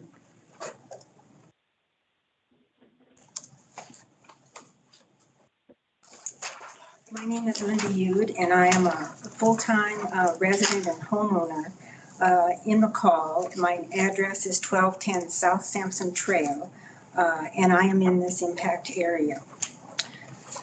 As we have established, this area has an RE zoning. The Valley County Comprehensive Plan and the City of McCall Comprehensive Plan do not call for, anticipate, or allow commercial or industrial use in this area. The existing A1 storage buildings were built before adoption of the comprehensive plans and zoning ordinances, and therefore are an acceptable non-conforming use. but grandfather conditions do not allow expansion of a non-complying use. The intensity and density of the proposal approaches industrial level use, and it's even more offensive to our neighborhood. I am also very concerned about the impact of the quality on the quality of our water in our neighborhood wells, as well as already stated, the impact of the traffic increase in this area. I'm urging you all to vote no on this proposal, and thank you for listening. Ken Stroud, I think it is. Ken Stroud. I'm Ken Strode, 935 South Sampson, right across the road. And I'm just a little concerned about what kind of lighting they're going to have. Is there going to be motion detection or whatever it is? The noise when they plow snow, how early they're going to plow snow, the safety of Highway 55 and ELO. Most everything that I had in mind, a lot of it was brought up, so I'm against it 100%. Okay. Jerry Bison? I'm Jerry Bison. I live at 905 South Sampson, right on the corner. And most everything that I was concerned about has already been brought up. But I sat there this morning watching the traffic on that intersection of Elo and that. And just in the few minutes that I watched, there was almost 3 wrecks. And that's my biggest concern. But I'm totally against it too. David Gallipi? David Gallipoli, 200 Scott Street, McCall. I can't disagree with anything the opposition has said. Rebecca, Larry Shake, and most of the opposition. This is nothing more than industrial sprawl for no reason. It's going to fragment the neighborhood, and many of the other issues have been brought up. I'm not sure how we live in such a beautiful place and we've become so wildlife unconscious. I think one of the speakers, mentioned that. This is a wildlife corridor. There are mountain lions, there's bobcats, there's elk. We seem to never consider that in planning and zoning, and I think we should. The larger issue here is that, I've been here and seen approval after approval after approval, and there's a lot of things that are not being considered. The city of Ketchum just did a bold and courageous thing, and they've just issued an emergency development rules to their city council, because the state law is pretty clear that when development, thoughtless development, continues, it impacts the people in the community, their health, their safety, and their welfare. And just recently I saw, Thula Street be approved, which I opposed. And I didn't exactly oppose it. I'm not anti-growth. I'm for thoughtful growth. And I'm not against property rights. But when some property rights impact the greater good of the people in a community, we need to do something about that and step up. So I would encourage you to read that decision from the city of Ketchum. I know we're going to have a moratorium conversation on Thursday night, which I look forward to. I don't think the public can comment, but I give our city council a lot of credit for bringing the discussion up. So I oppose this. Thank you. Okay, Lolo. Just here, okay. Anybody else here in the meeting room? I think you all have spoke. All right, is there anybody else online or on the phone that would like to speak?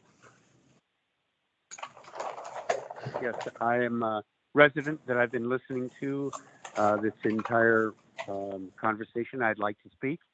Okay, we can have your name and address? Yes, my name is Richard Bush. I'm at 995 South Sampson Trail. I live next door to the Strouds and Bisons here across from the project. And I would like to affirm their positions on this, plus Dr. Harris, who has already demonstrated the danger of the intersection out there, having suffered an accident. But I also want to ask the question of what is going, I've heard twice now, until city services arrive.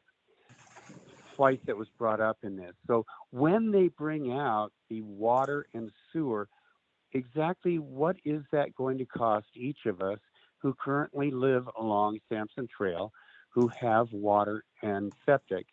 And what is that expense going to be for us? And this is going to be expedited by this project. This is a huge project which is going to increase the water demand and the all of the services there. And my other question is also, why is there bus service when most people utilizing storage units drive in and out? It seems to implicate the possibility of people living there. So anyway, I would like to affirm my neighbor's opposition to this project, and I thank you very much for letting me speak. Thank you. All right, thank you. Is there anybody else online that would like to comment?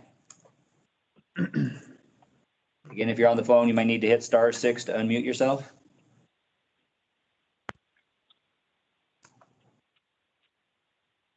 Somebody may have accidentally muted.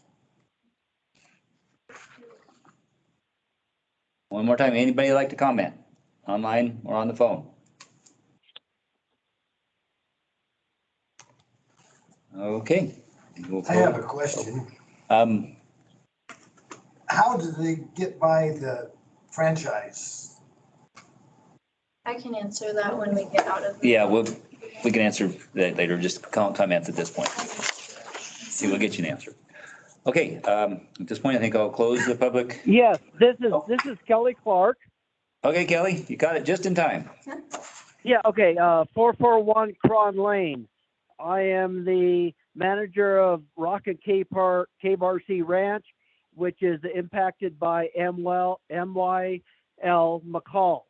And some things that have not been brought up is that in 2002, I sold right-of-way to the Idaho State Transportation Department on the corner of Elo Road to make it a 3-lane and ingress. So that's going back to the Idaho Department, the ITD or DOT. And, I am in favor of this.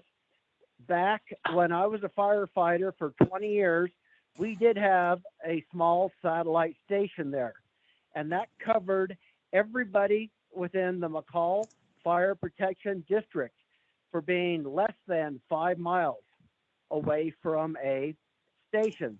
And that's after we moved to the right across from the airport. That I am in favor of, the storage units, being built and, going that way. The traffic plans have already been done because I've already sold them right away to make Elo Road and Sampson, Elo Road and State Highway 55 a safer place. I did that back in 2002 because I saw a need for that. The Department of Transportation needs to get on that one, and that will alleviate a lot of the people's problems about worrying about traffic. We do need to have more storage here because there's nothing here, as been stated by a lot of people. I've only lived here for 61 years, and this has been our ranch for, we got this in about 1963. We know things are changing and things need to change, but with it being in the area of impact, this should be going in front of the impact committee and not the city of McCall, because they want to have ultimate jurisdiction within the area of impact.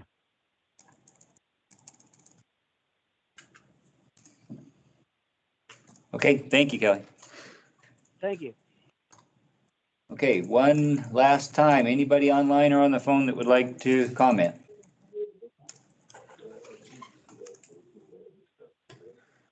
Okay, I think at this point we'll close the public hearing. And commissioners, discussion. Or do we want to answer any of the questions or? Can you ask Bill if now is the rebuttal time period? I believe. After discussion? Want to do The rebuttal? rebuttal, yeah. Okay, Jeff, did you want to respond to any of the comments? And can you ask him if he got my email? If you like. I emailed him the questions. Oh, did you get the questions from Meredith? Yeah? Take a look. Yes, I did.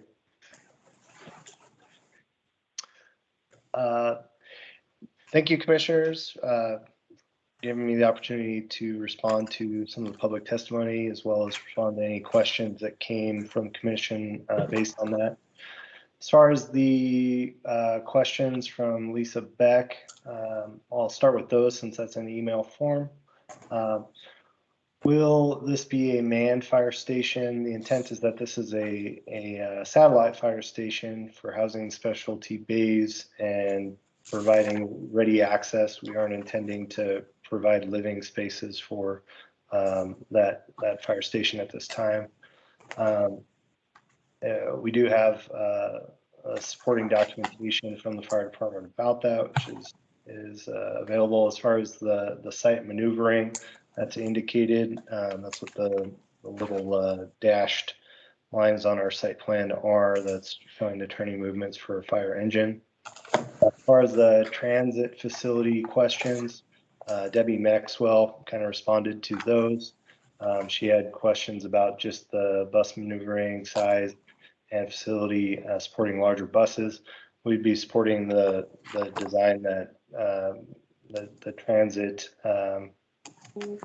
agency wants. So if they need us to make modifications, we can certainly do that. But as discussed with as Debbie had indicated, they find the design to be satisfactory.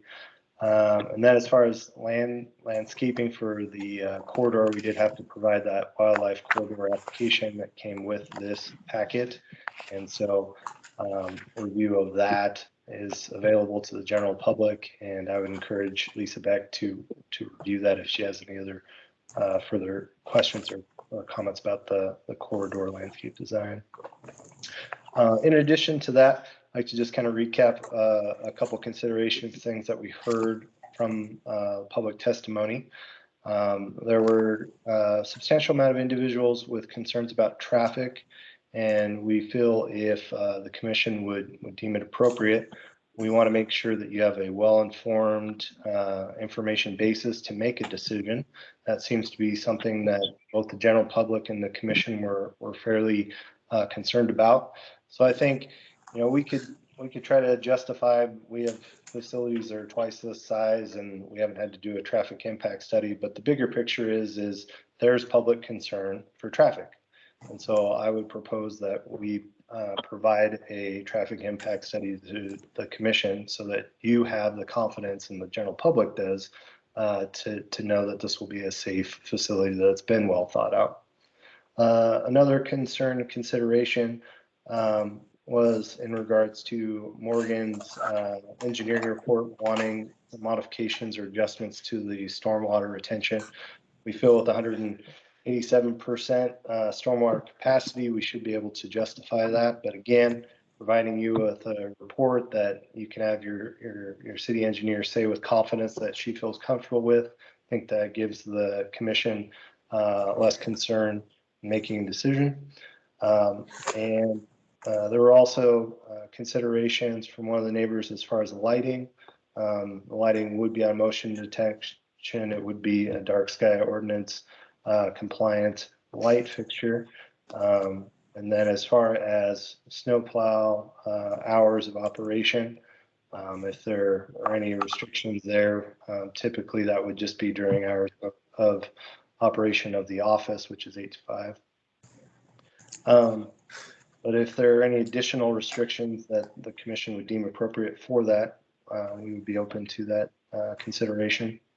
Lastly, there is a concern about septic capacity and also the concern for businesses generating traffic and the ambiguity that that brings based on utilities. And so I think at this time to have a concise application that the commission can feel is not ambiguous, both from the public's safety standpoint, as well as from the commission's ability to make an informed decision, we would at least consider amending our application and tabling this for hearing to provide that documentation revised, omitting the business use so that we are just looking at something that is tangible and achievable today and not having this ambiguous business floating out there for the future that nobody really knows what it looks like.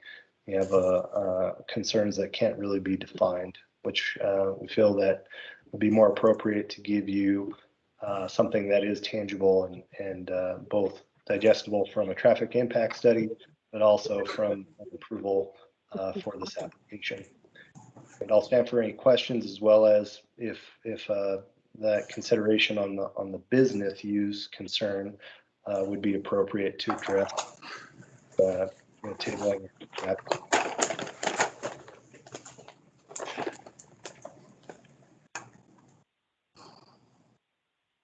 Well, with that, well, first, was there any other responses that you wanted to?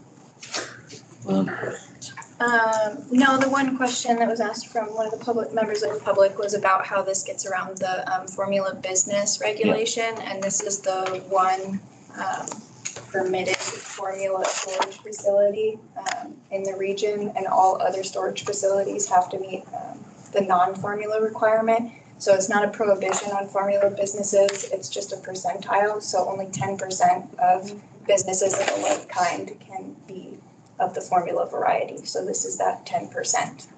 What do you mean by formula? So it's something that has at least or more than 5 exactly the same types of businesses. So this one has more than 5 store locations scattered about Idaho and other locations. So it is a formula business, but it is the only storage facility that meets the formula business description allowed in the city of McCall. Thank you. Does that answer your question? Now, questioning if we should continue deliberations on this, or if he's going to modify the application and remove the businesses, should we wait till we have that application? That is up to you guys. I think I would recommend continue deliberations. And then if those should end quickly and you decide to continue to the next meeting, that is sufficient. Okay. We do feel we should be able to provide that information to staff in a timely manner. I think what he's going to do here as far as leaving the living quarters out of it, and the business out of it, that affects every single thing we've talked about here today, and including the traffic and the water and the sewer and everything else. It's a material change to the whole project. I would like to see it come together again with that change. Was there any other, we should maybe discuss if there's any other items so the applicant can address those as well with the new application. Since we got everything fresh in the public comment as well, it might not be a bad idea to discuss it a little further. I have thought on that. We do have a bunch of unknowns, and I appreciate Mr. Hatch coming back and offering to provide additional details. I still have a hard time hearing, the residents' comments that are worried about the encroachment of the business into the residential estate zoning. And I'm having a hard time overcoming those. So I was hoping to get additional thoughts from other members of the commission of where they're at with that concept. And, is there a way we can make this workable and make the residents a little happier?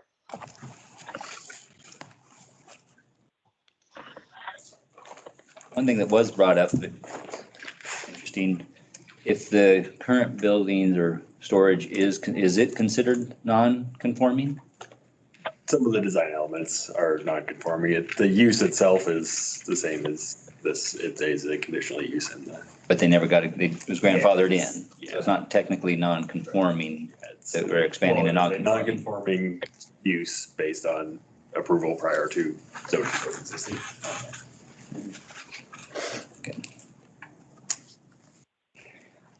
I have a clarification I'm wondering about. In response to Lisa Beck's question about the wildlife corridor, you mentioned there being a corridor study or something along those lines. Did I miss that somewhere? I remember seeing that either. I didn't remember that. Yeah, is there something other than the natural features analysis that I should point to that? Is it just that note there? Is that what we're looking at? Is that what we're referring to? As far as the scenic route information in that application, that has been submitted. As far as a study for wildlife corridors, more specifically, I don't believe we've been requested to do so. That is something that the commission would also like. Oh, okay. Provide I that. misunderstood maybe I misunderstood. It appears to be, I mean, it doesn't seem like the bus transit thing is really gonna be something that's gonna be utilized. If they're only dropping off people and not picking them up, I mean, you won't have anybody there to pick up, and other than you'd have to go into McCall and then take the bus all the way to Cascade and then come back and get dropped off. I mean, I don't see that being a usable amenity until that intersection is changed, which I don't think is on any planning. I mean, they're talking about more in town with a new one on Cron Lane, but not out that far. So I don't know if could really be considered an amenity, because it doesn't sound like it's gonna be used. If they're not gonna, turn left, nobody's gonna be picking it up. Well, and I question the amenity of the fire station too. I mean, I'm sure there's people that could argue that, but it seems like, there's been some public comment for it. However, we already have the storage in the current facility that they are utilizing. It's not like anybody really asked for that. It's just that they came up with this and said, hey, this is going to work for you. And I don't know if it's necessary. I would like to hear more comments from the fire district itself to see whether it's actually necessary for additional storage for them to have this facility. Another comment I have about that is I think I heard something about it's a place for the volunteer firefighters to go and pick up their equipment to run out. And I don't recall seeing any parking spots for that. So I don't know where do they put their vehicles when they drive in there to jump out of their truck. So, I mean, I have a hard time understanding those amenities and whether they're actually useful and needed. We do have 6 parking spaces directly adjacent to that fire station for that use, that intended use is designed. That is reflected on the site plan. I think a letter from DeYoung stated that they were very much in favor of it, that the existing facility provides them storage that they pay for. But what I took was that it's not an active vehicle staging area, whereas this would be at no cost to the fire department, so. But, That is correct. okay, so this new one could store vehicles, whereas the existing one does not store vehicles? Is that the difference? They have equipment, I don't know what that means. It could be. I think they got something they can pick up there snowmobiles. because it allows for, as Kelly had mentioned, they do utilize it, or it can be utilized. Can be utilized. But it still won't be a manned No. fire station. Well, the comments Mr. DeBoer made on the phone about the green belt going from the corner of Sampson Trail, Wheeler Road to Highway 55. Did I understand that right? That's Yeah, something happening this summer? I don't know, what would that be for? Because it goes to Highway 55 and the traffic out there, you don't want to cross it. You're not going to get on Highway 55 and go either direction. So the green belt from there to the corner doesn't make much sense either. Well, it does for screening. It like links into the bus station. Yeah, well, if that's not going to happen, I wonder why would that still be a necessity? Our pathways master plan calls for a pathway along Elo Road, and then eventually across the highway and around the south end of the airport in some variety tie into Mission Street. Really? Yeah. Or from Arden. So, but what's the one that's happening this summer? So the Valley Counties Pathway Coalition is a different independent nonprofit organization, I believe, that is working with the county to install pathways along the road. They have one out on Heinrich or something. Yeah. There's a test section. Yeah, I believe. Oh, yeah, it's like Basically gravel. Yeah. Okay. Using the borrow pit or whatever you call it. Yeah. Which I've ridden it. I'd rather ride the road, but. I can imagine crossing Highway 55. You'd have to have a light there. It'd be the only way you could make it work. So. Definitely challenging a lot of the time. I don't even want to cross Highway 55 with a car, let alone a bicycle or on foot. Will you go back to you highlighted it on the Fish and Wildlife Habitat note, but I didn't read it and I can't. My eyes won't read it on this printed page. Is not connected. Yeah. Okay. Can you read that to us, Brian? I can't see it either. Idaho Fish and Game has not conducted species wildlife surveys on the parcel. The Idaho Fish and Wildlife Information Systems database does contain records of 3 species of greatest conservation need: Clark's nutcracker, golden eagle, long-billed curlew, sandhill crane, and western grebe that have been observed within 0.5 miles of the parcel boundary.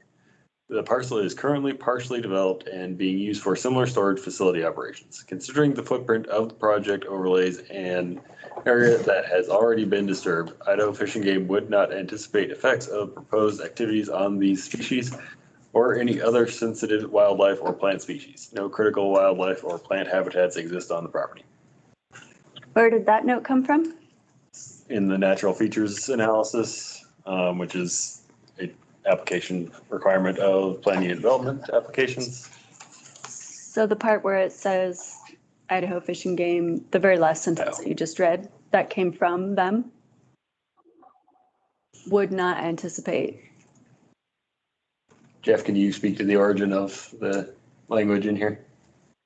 Yeah, so we have a landscape architect, Rodney Evans and partners, who did this analysis and provided that statement.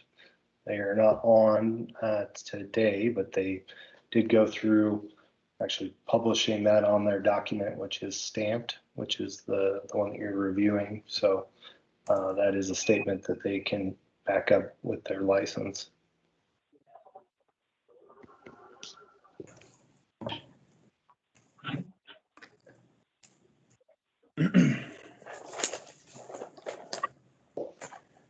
I guess for me personally, some of the big concerns I have is, hearing the staff report and from the city engineer that, there's still kind of a need for a stormwater report, the traffic report, and the updated site and grading plan, that I would feel a little uncomfortable kind of going forward without seeing those at least first.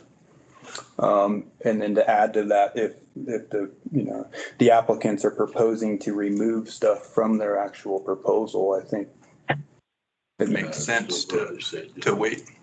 Yeah, I would agree with that. And I think something we should look at as well is the conditional use permit standards.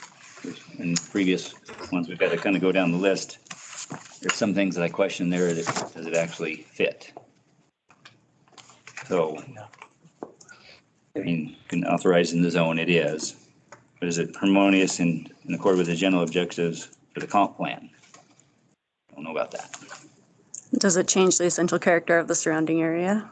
Yes, that one too. Is it harmonious, in the objectives? I mean, there's some items we need to, And will not be detrimental to the economic welfare of the community. yeah. I think there's a number of those that it probably doesn't, at least in my mind, doesn't pass muster. Also minimal negative economic impact on the neighborhood. Yeah, I mean, it's quite an expansion. And I'm afraid in my opinion, it does hit some of these as well. And the granted conditional use permit, it can't hit any of those. Right. It's not a percentage, it's just one and it's done kind of thing. So, I mean, I wonder how far we want to go with this. We want to address this and if there's any ways, because normally if we have to go through this, is there a way to make it so it applies in here? And I'm not sure at what level it could. I would like, if, for me, I would probably prefer to see something a little less dense with larger buffers around the outsides. And I don't mean like berms, I mean like more space, Yeah. Less lot coverage. less lot coverage. Yep. Yeah, I mean, it's supposed to be 1 per 5 acres there, 1 unit? One per- house per 5 acres. So, I mean, you can have a house and a barn and other things, but still this It's not rural. pretty impactful. 1 per acre, isn't it? It's residential 5 states acres. is 1 per 5 acres. How many units in 5 the acres. in the existing facility out there are there, Way Jeff, less. or maybe someone else? Here, if you, Your question is how many available units are currently out there? Yeah, in the existing facility as it stands right now. Does it have a number on it? well, it's just got the hatches of the existing buildings there. Yeah, he's got that. I didn't Can see you it on state here. your question again for Mr. Hatch? How many existing units on the facility out there right now Individual off of units. Eagle Road? Not buildings. Storage units. CW, do you know how many existing units you have out there on ELO? 400. Did you guys hear that? Yes. Yeah.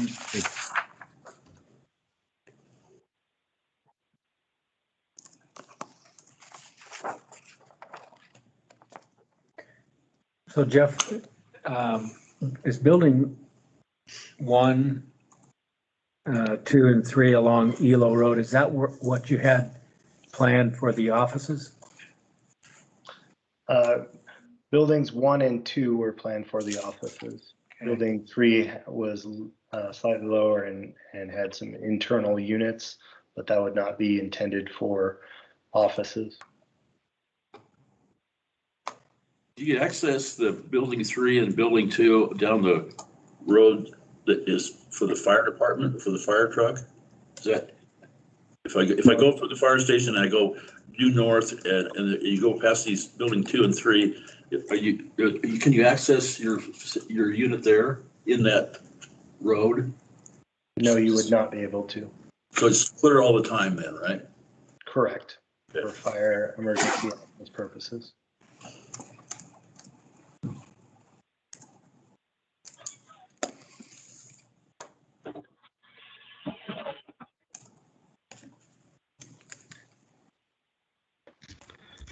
I'd like to comment if I could. Is that Tom? Yeah, Yeah. when I look at this project, this use included with, in its original form is something that the city absolutely needs. And so it's really, I have mixed feelings about this because it is something that the city needs, including the flex spaces, including the residences initially. And what's unfortunate is that it's being pared back to being just storage units. And then I look at where I live,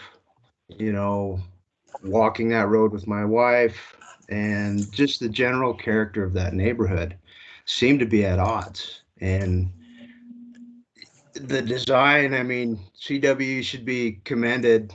If I look at any other storage unit in town and what you intend to do here, there'd be no finer looking storage unit in the area, right?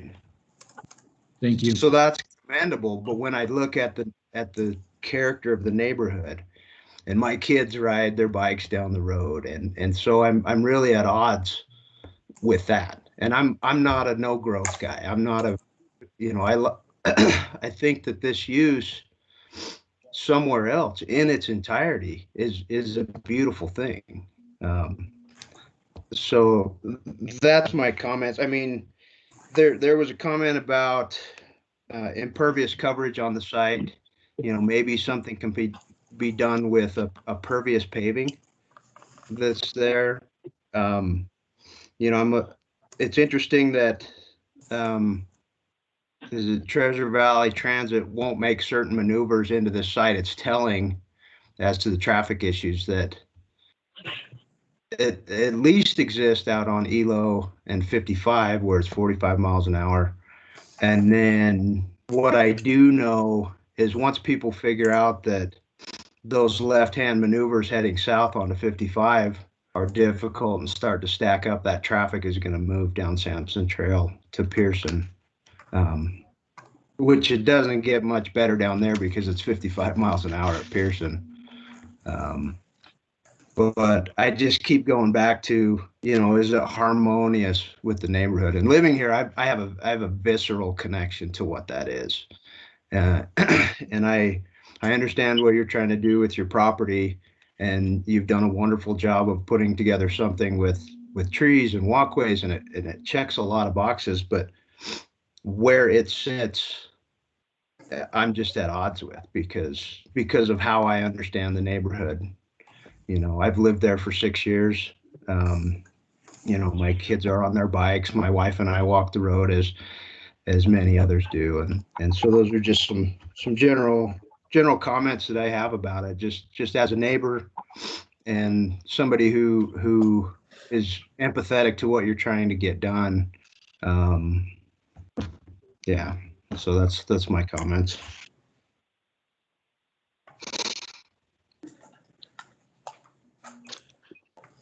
Thank you for that. So I have a consideration for responding to some of staff's comments as far as height concerns, which would also address some of the concerns for neighbors.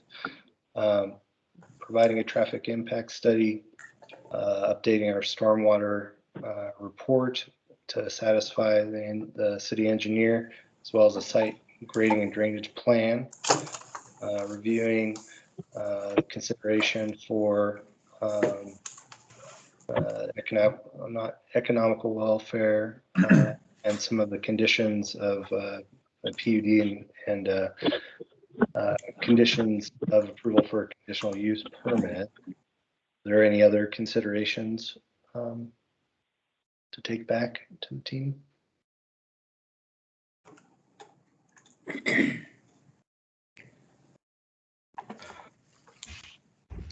Well, the conditional use permit, the 12 criteria is, we've had difficult decisions to make in the past. And because of most projects have good and bad elements in them or could. And so we've been instructed to, as a group, go through those 12 criteria. And if any one of those is not being met, then we need to not recommend not to approve the project. And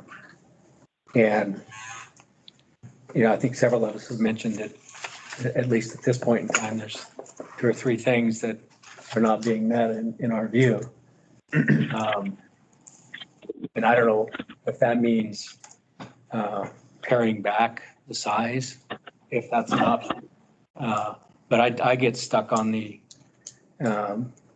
proposed use being harmonious with the appearance of the existing neighborhood. It's hard for me to get past that. And then of course, the traffic studies, and then some of those more technical issues that are probably resolvable, but they're still, if they were resolvable, would be resolved on a 10-acre patch with a lot of buildings on it. So I guess question for and maybe this is a question for staff.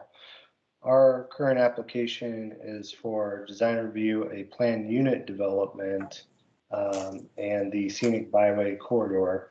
We have an approved conditional use from 2018 from Valley County for the entitlement of storage for this property.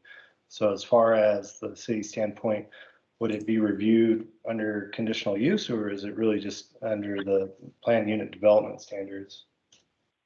I can speak to that. I was just looking at the requirements in McCall City Code 31006, which are the use exceptions for PUD applications. Commission may authorize specific uses not permitted or conditionally permitted by the use regulations of the zone in which that development is located, provided the commission shall find that, and then there's a list. One of those items is no more than 20% of the total area of the planned unit development shall be devoted to uses permitted by the exception. So in my opinion, a conditional use permit would be required for an expansion on the existing use.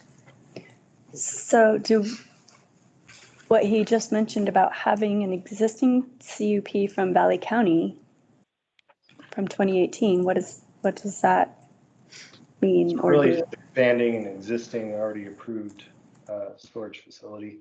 You're talking the existing facility has a CUP. Yeah, from October From 11th, Valley County. 2018. Correct.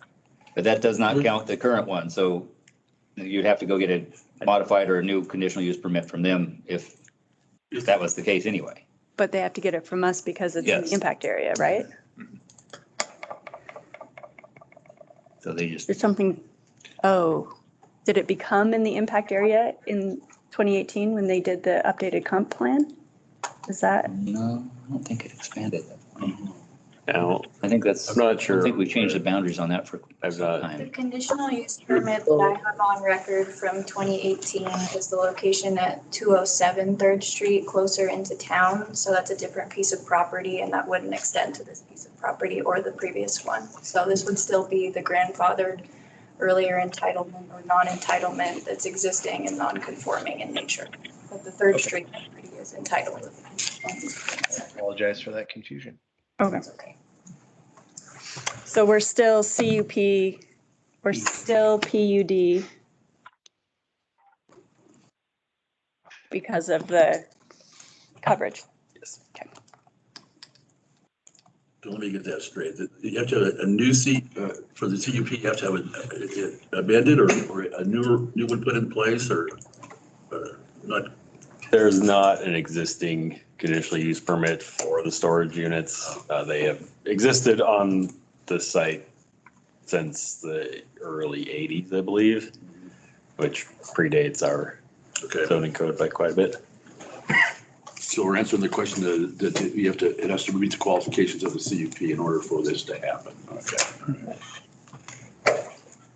Yeah, I think there's several items on there and I don't know if we'd make the determination tonight on that, but normally we would go back and say, okay, if there is a way to fix them. So, In my mind, I don't know how we would meet all of those conditions, those 12 conditions, without significant change to the project. I agree. I agree, too. Yeah. That's my take as well. So with that, we want to make a motion or do we want to give the applicant a chance to do whatever modifications they're looking to do? Yeah, I mean, I certainly think we should give them a chance. I don't know what that would be, but. Yeah, I don't know agree with that, yeah. either.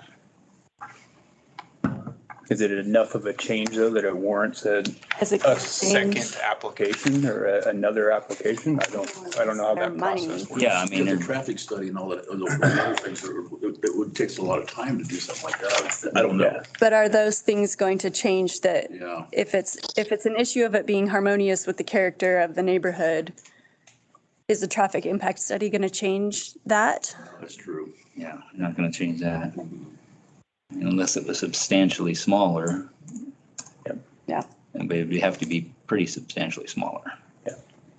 to not really make that big of a difference. So it'd be, I don't know, adding a couple buildings just on the east boundary of the current location wouldn't be much of an impact, but the whole piece is covered.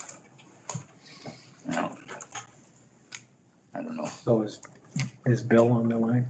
Bill Nichols is off. Yeah, I am.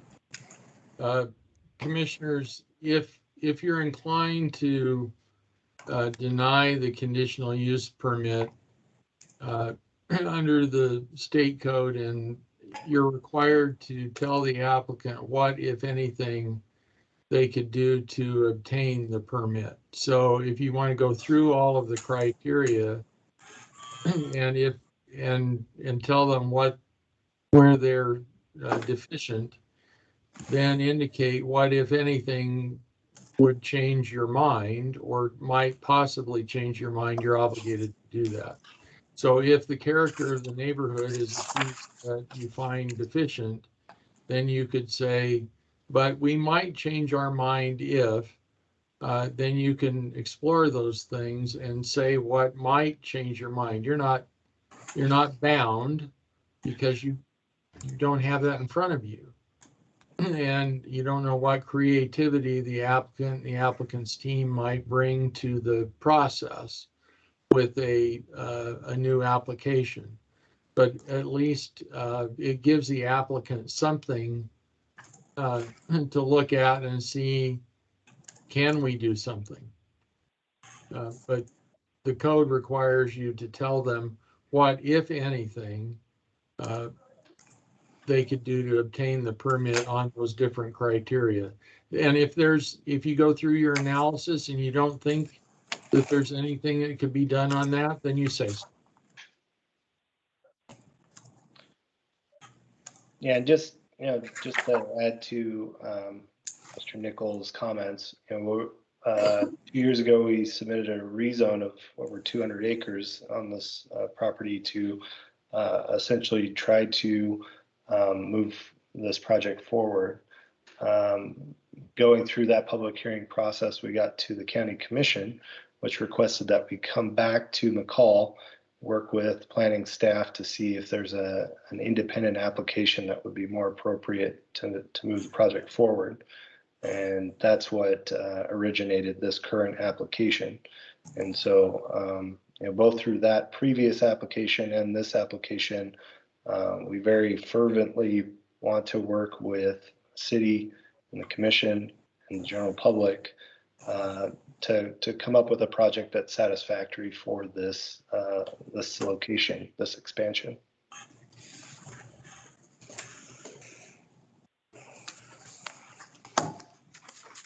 Well, do you want to go through those items now? I mean, I think pretty much seem like everybody's on the same page of, at this point, it's not going to work. Or at least it doesn't fit, 3 or 4 of these items at least. So then we would just go through each one and say if there's anything that we think sort of like brainstorming. Well, what about if it was laid out like this? Or yeah. I would feel more comfortable like this. Yeah. So I think, Mr. Chairman, you don't have to design the applicant's project for them. And I think Mr. Hatch would agree that that's not something that he wants you to do. But you can just simply give a general description of what you might hope to see in a reapplication. Okay. Well, I think let's go down the list. Yeah, I was just pulling up our meeting minutes from that rezone, and at that time, the feedback was we would be more favorable with a specific proposed project versus a rezone. And so we've presented, as the commission requested through that application, that specific project. And from here, your direction and the feedback we've gotten from the general public is really what we want to take home and provide back to you, something that responds to that. Okay. Well, we'll try to give you as much opinions and thoughts as we can. So the first item can constitute a conditional use authorized in the zone where that is done, there is acceptable. Be harmonious with and in accord with the general objectives and any specific objectives of the comp plan or this title. The comp plan shows it more as the rural residential. This could be tricky on how to, I don't know how you get that one. I mean, potentially a much, much smaller proposal. I mean, it's on 8.89 acres. I mean, again, without trying to design it for them, I think for me, I might feel more comfortable if the buildings that were along Sampson, if there was a larger buffer between Sampson where the residential area, I mean, right now, the bulk of the residences are on Sampson Trail. All of the residences are on Sampson Trail. Whereas on Highway 55, there's commercial, there's an existing church, more that direction. And so for me, I think if we could have a much larger buffer along Sampson Trail to where you can keep that more either open or residential looking, preserve those trees that are already there, and keep the density closer to the existing storage facility, more adjacent to the church across the street, kind of keep the denser development west and have more of an open space east. yeah, I'm agreeing with that. It's hard to say exact distance wise, but again, but significant. Yep. Yeah. I mean, that's, I think we're looking at trying to balance. There's a real need for additional storage units in the community. And, Not here. well, I drive a long ways. But one thing to consider too, I mean, I got one out there. as a concept, you got 8.89 acres. If it could be narrowed down and still have a 5-acre parcel along there potentially that still would allow for a dwelling, might be a creative buffer enough, and it still allows for some use of that property, where it's just not. You're saying on Sampson Trail here, is that what you're saying right there? Yeah, so if potentially, if it would work, if there was a big enough strip that would still allow for residential, then it's not just open space, it's not gonna be able to be utilized. Something to help maintain the residential character along Sampson Trail where the existing rural residences are. So it's clear it would, greatly reduce the size of it, but that would also be a buffer between that and the houses. It'd be a residential at some point. Right. That Eliminated building 12. well, maybe more than that. And I don't even think we worry too much about that. I think Just kind of the idea. That's the Right. general direction. Kind of idea. So I think that kind of covers that item. That probably, I'm fine without a fire station there. I don't know that, I mean, it'd be nice, but. Well, and also in some of the application items, they have to have some amenity or something back. So got to keep that. but perhaps a large swath of open space. That could be, yes, that would potentially do that. Maybe. Okay. I gotta squint on that. Yeah. Well, Maybe not. So kind of our thoughts on that item. Number 3, be designed, constructed, operated, maintain harmonious and appropriate appearance, existing likely character of the neighborhood. Are you in the PUD or in the conditional? Conditionally. UP.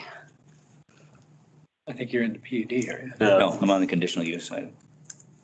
Page 13 of 19 of the staff report? Yeah. Or conditional use standards? Yeah.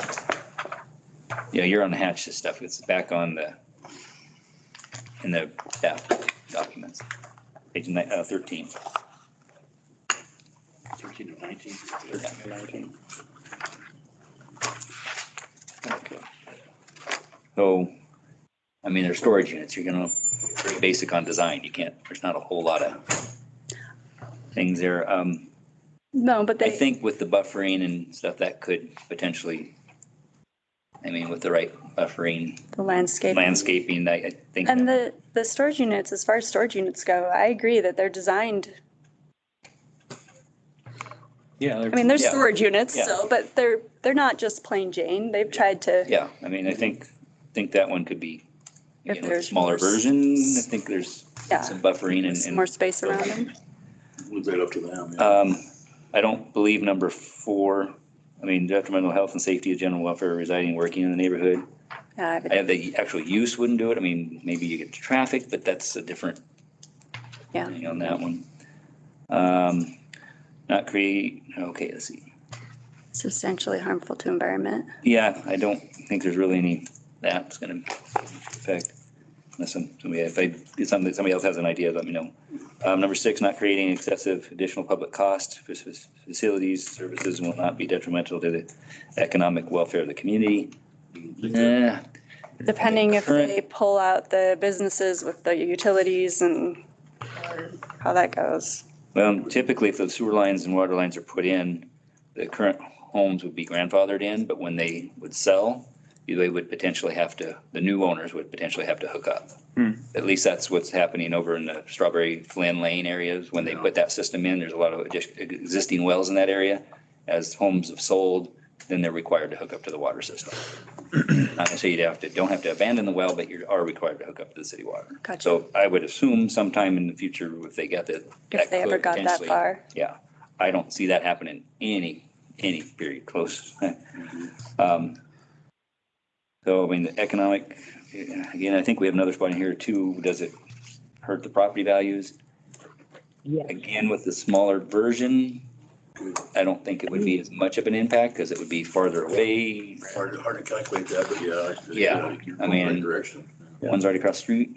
Chairman Lyons, can I interrupt for just a moment? Yes. Phone number 208-630-3777. Can you please stop unmuting yourself and commenting outside of the public hearing? If I have to mute you again, I will need to remove you from the meeting. So please remain silent. It's no longer the public hearing. I didn't hear. That's all. Good job. Thank you. Okay. Number 7, be served adequately. Again, they'll have to, if there's not having the workspaces, that might not apply. You're not going to have any of the items. As is with the workspaces. Yeah, so if it goes back just to storage, you're really not going to be dealing with the water. The water and sewer concerns. And number 8, activity not involve uses, activities, materials, fumes. Again, without the workspaces, you may not have the contractors there doing stuff. And a traffic study will tell us more too. Well, if it's a limited amount, Yeah. And that's where the lighting concerns would come in as well. So making sure that those are addressed. I'm sorry, the lighting? Yes. Oh, okay. Vehicular approaches, obviously with a new plan or a different plan, that would change. We'd have to address that at that time.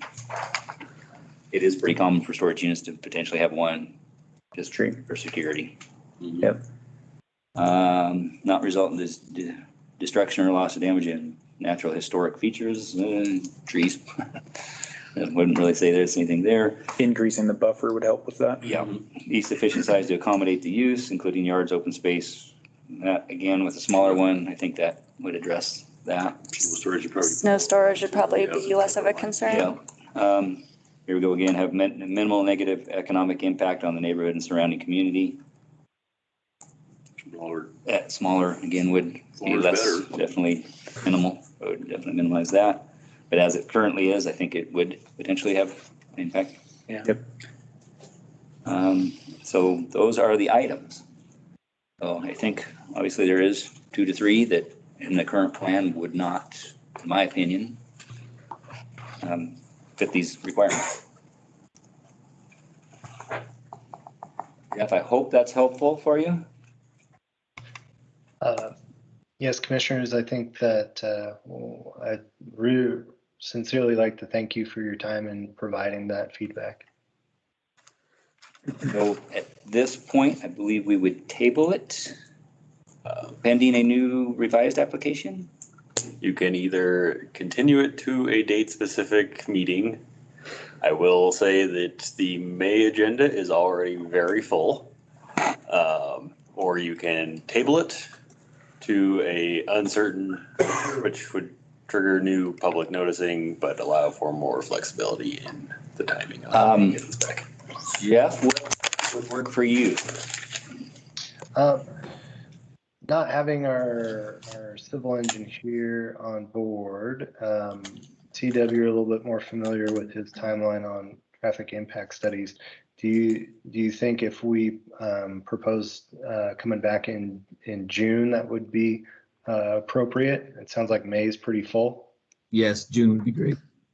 We And thank you, propose Commissioner. tabling to a date certain of the June public hearing to be sensitive to your agenda in May.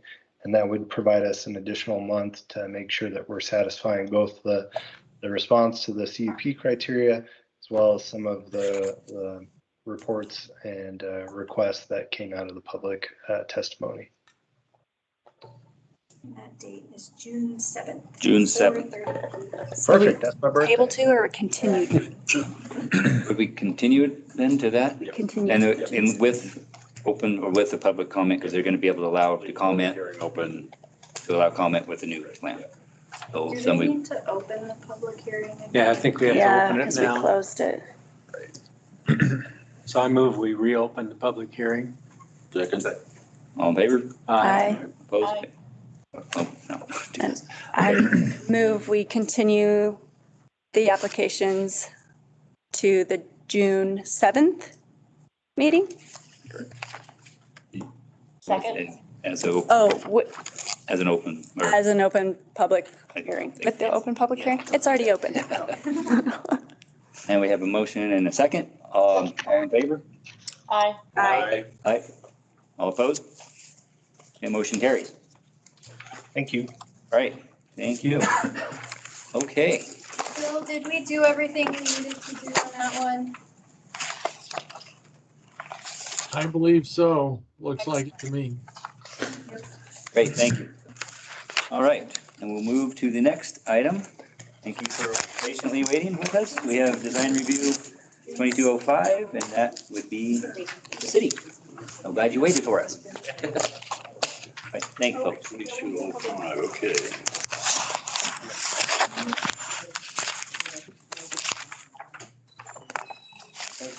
So, thank you. Guess we can kind of do the applicant and staff report. Yeah, we'll much at the same time. together here.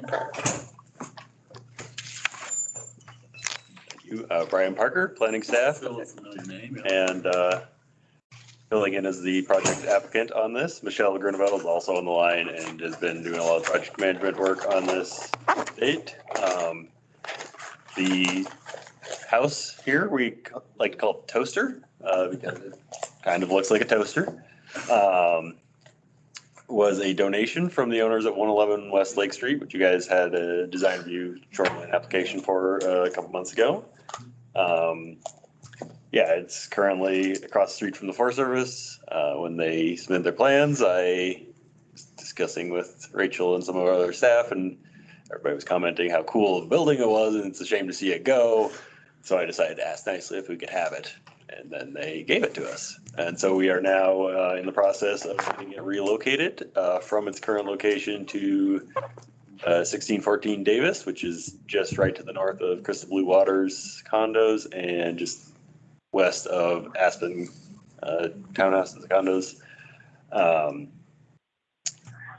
We are reorienting the building a little bit, so it's going to generally face, or currently run alongside, is adjacent to the street. Short side is going to be adjacent to Davis. From a code perspective, we are lacking a transparent wall along Davis Street just because of the building orientation and how it's designed. Talk to the building official, we can add a window if needed. My preference would be not to, just because of added expense. It is going to be a local housing dwelling unit. We want to keep it as affordable as possible. We are putting some additional landscaping up in front of it to mitigate the blank wall. And as you're traveling along Davis, what you're mostly going to be able to see is the windows along the porch side on the south side. And it's a brief moment of seeing the blank side. We added a little bit of a extension on the porch to mitigate the lack of front door facing the street. there's a provision in those standards to allow for that.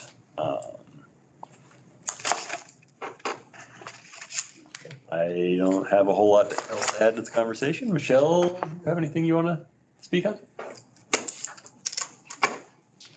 No, Brian, I think you did a good job. I think if there's any questions, I'm happy to answer them. Okay, one thing too, I should probably disclose that I am on the Housing Advisory Committee. And so we have had quite a few discussions about this house and property through that committee. We've looked at all the city properties and trying to figure out what we can do for helping with housing. So I don't think it affects any decision making, but it's been brought to the committee and we've been dealing with it for several months. So,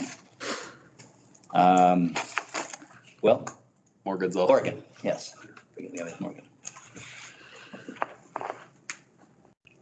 Hello again.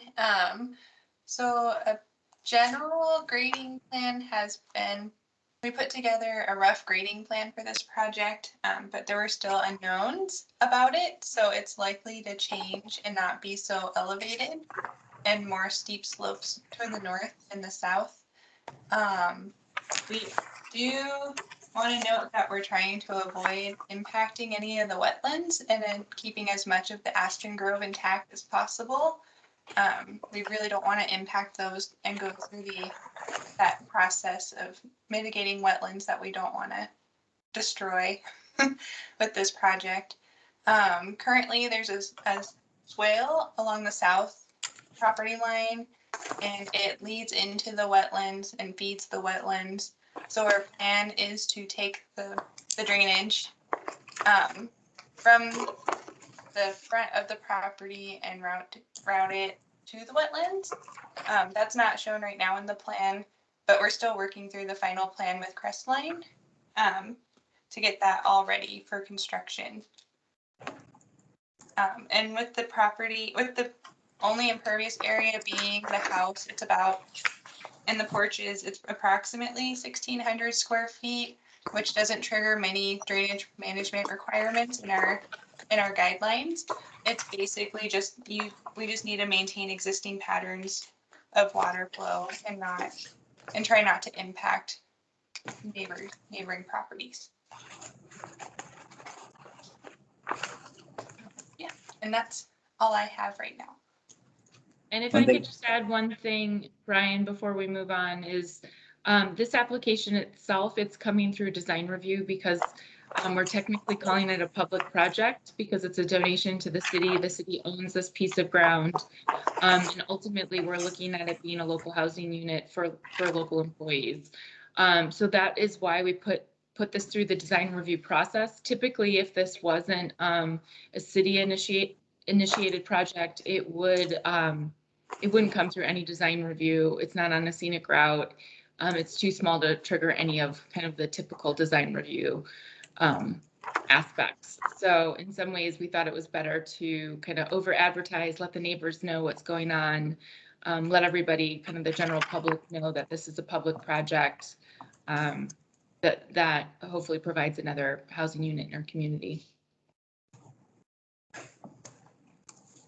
Okay, I think we'll move to the public hearing. I know we have a couple people that want to comment, so we'll open this for public hearing. We don't have anybody here with us, so I'll kind of go down the list of the phone numbers that are remaining. I do know that 859-6664 was wanting to comment. So are you still with us?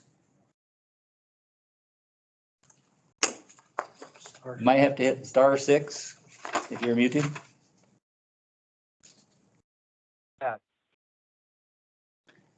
Yeah, there? Oh, okay, there we go. Takes a while. Can you give me your name and address? Sure, my name's Ken Bradstreet. I have a lot that is just north, I guess, of this project. I have it's either 1616 or 1618. I have the backyard of a house that is right on Davis. So it's 80 by 160. And my concern is the water runoff. That blue water circle, when they built that, it raised the water table in the back quite a bit, where it comes up a good 2 feet now and it's stagnant, just sits there. it doesn't drain out. When they built that project, they cut a ditch across your city lot, this lot here, almost to my property line, and rerouted the drainage from that, what is it, a 15-inch drain pipe that they put in, pulled out about an 8-inch one. Unfortunately, I didn't do anything at the time. But yeah, that's my major concern is the water runoff table. I think the young lady just said that they're going to reroute it. Hopefully that's down the south side of the property and not the north side. That's pretty much my concern, is just the raise in the water level that's back there. It used to be that the water would drain through the lot to the back fence area and then across the back side of the property. Now it cuts through probably a good third, 40 feet by 60 feet of a lower area, and it just cuts right through that and then puddles up.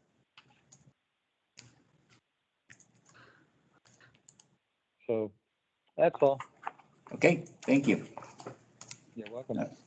All right, we'll go to 859-8859.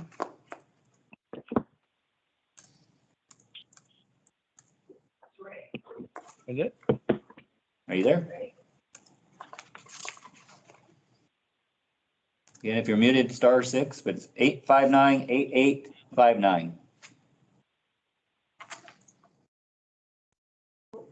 Muted themselves. I think you're muted.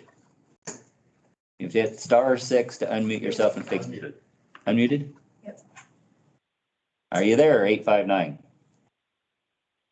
You want to comment? Okay. We'll go to 303-319-2430. Hello, can you? I think so. Try again. Hello there. Yes, then we can hear you. Great. Thank you very much. My name is Deborah Snyder. My husband and I own 630 Blue Water Circle, and our backyard is adjacent to the lot, backs right to the lot being discussed. As was previously mentioned, we do have a concern with the water table. In our yard alone, all throughout the summer, we do have a significant amount of water that pools up and does collect in that area. So we are aware that that the water table really is a significant issue. We also have concerns about the wildlife. That is a very significant area with a lot of wildlife that stays there and is there all year round, winter, summer.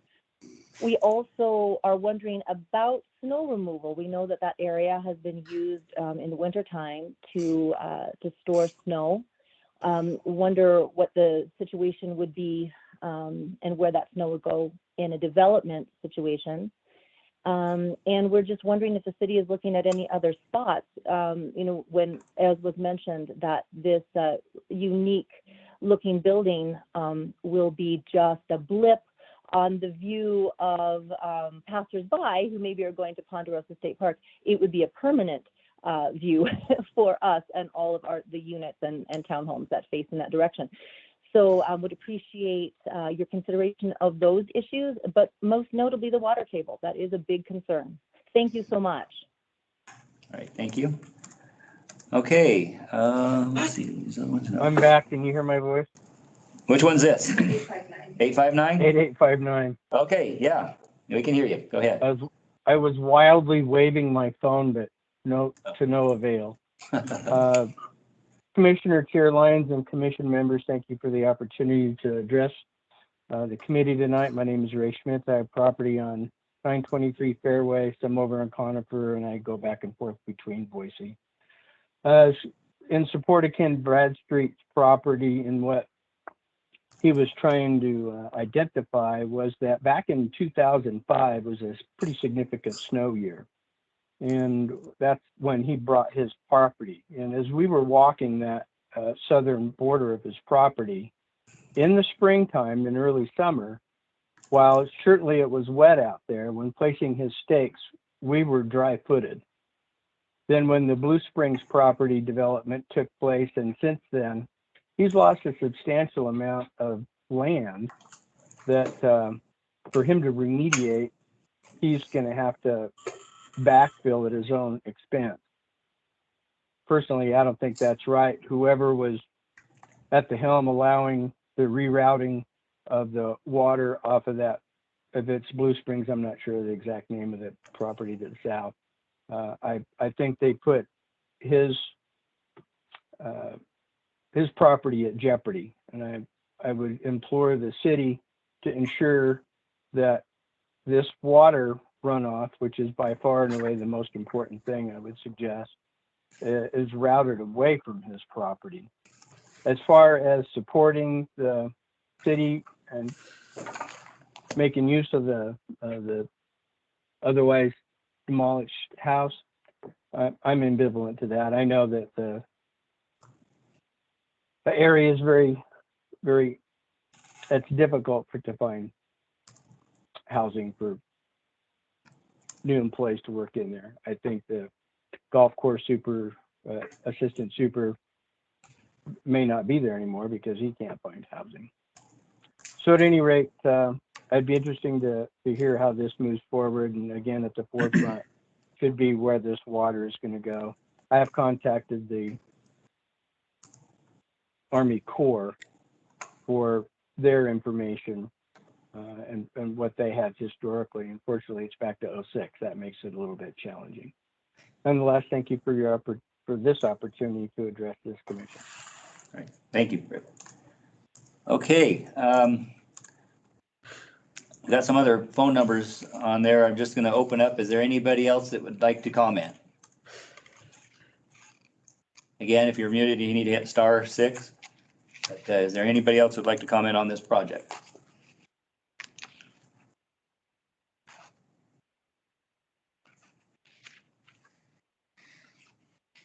Okay, not hearing anything. We will close the public hearing.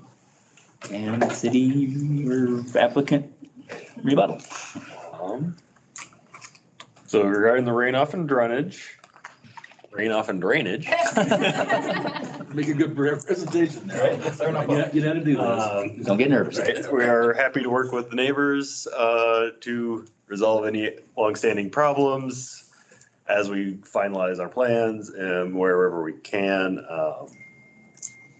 We are intentionally siting the structure in the northeast corner of the lot because that is the high and dry spot on there.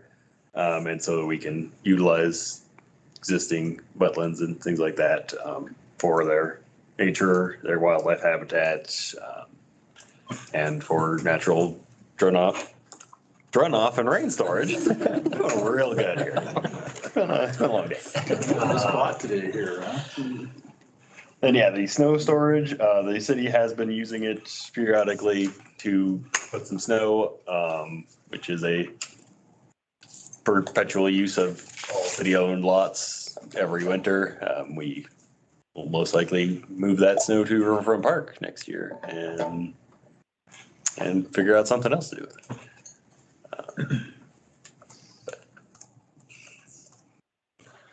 All I got. Okay. All right. One other thing on this property too, the city had put it up for a bid process for any of the potential developers to develop the property.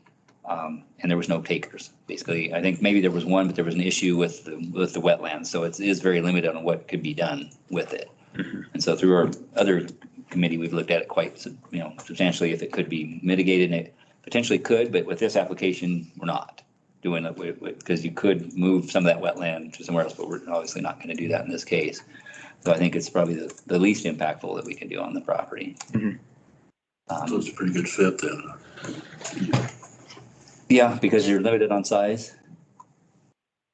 You have something, Michelle or Morgan? Did you have? Sorry, just to clarify, this property was actually previously owned by the McCall Redevelopment Agency, and that's basically our urban renewal board. And with the termination of the 1990 district, they decided to deed this over to the city. So it's now a city-owned property. So the city was utilizing it for snow storage, but it's technically was urban renewal. They're the ones who put out the request for proposals for local housing. and ran into that issue of discovering that more of the property was wetlands than they originally anticipated. But that was their intent for this property several years ago.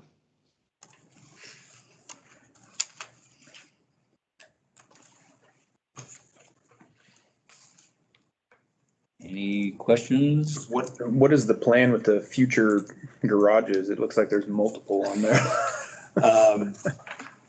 City code requires single-family residences that do not have a plan for a garage in the building plans to include a future garage location. Those are some conceptual ideas. The second garage is kind of a hint at the request by the Housing Advisory Committee to consider an accessory dwelling unit someday in the future in the concept to maximize the density that is being inhibited by the wetlands themselves. So, right now, there's still the sewage constraints to an ADU, the cost of developing the site to have 2 units on it and all of that, but it's mostly putting a 40-year plan onto the books. Is this up and ready to go? I mean, I take that back. It has all the things in it should have, like a kitchen and is it ready to live in when it's located, or is it? It's currently a 2-bedroom, 2-bathroom, 0 kitchen plus a storage area house. We will need to remodel one of the bedrooms into a kitchen area once we get it moved and on a foundation and ready to go. Are the costs for that in here somewhere? I don't believe we included those in the packet on this one. Michelle, we estimated that for the city council at some point. We did, and basically city councils looked at this 2 different times to consider the project in terms of location, funding, did they want to accept this donation, ownership schemes, maintenance schemes, all kinds of things. So they've looked at all of that and directed us to move forward. So what we're calling this phase 1, which is basically relocating the structure, pouring the foundation and getting it in place with the site work and the utilities. Phase 2 is a remodel phase, and that's all interior. So that's kind of will be the next step that we'll take into consideration, and we're looking at a kind of a number of different models, and at that time we might look at some donations and some other ways to kind of make that happen in a more affordable way. I mean, ultimately the goal is to keep the rents down on this unit, but it will be actively managed with property management. And like I said, the idea is that it goes into that pool of local housing. So it's the idea that it's either somebody who's working in the community full-time, a senior, or a person with disabilities. And it's not necessarily an income specific program. It really is more about having people who work have an opportunity to live in the community.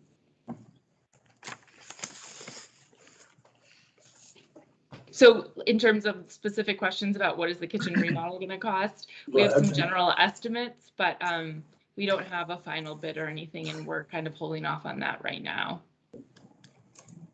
I see, okay. Because we haven't actually done drawings yet. Development on us or anything like that. I'm just curious about that.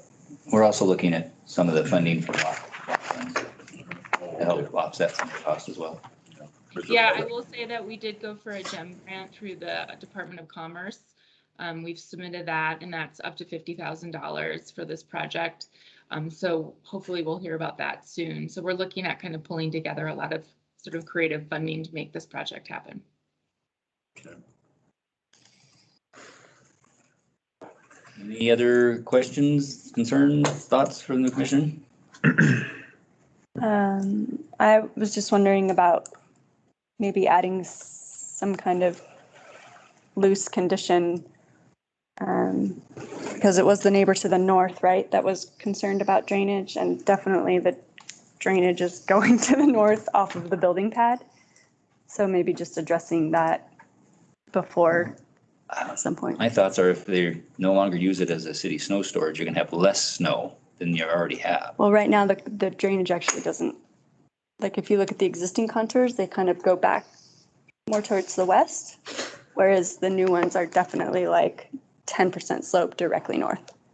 I don't think they're affecting that part of the land, are they?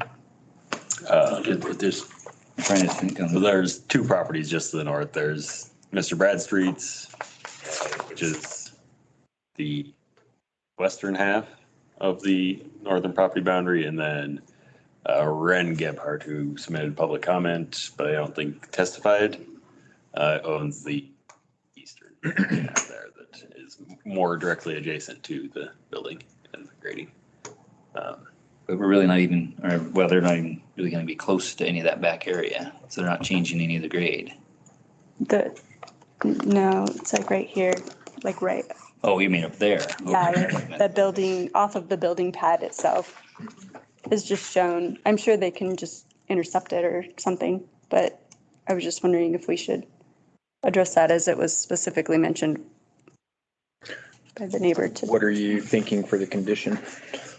Um, Well, Morgan, do you have anything on that as far as that part of the drainage? Sure. So I think these slopes are greater than they should be. I wasn't sure about the foundation, and it sounds like it might be a crawl space, so you can lower that grade a little bit more to expose some of that foundation, which would reduce the slopes to the north. well, I wasn't so much worried about the amount as much as just that the homeowner to the north expressed concern about drainage coming onto his property. Yeah. So that was more.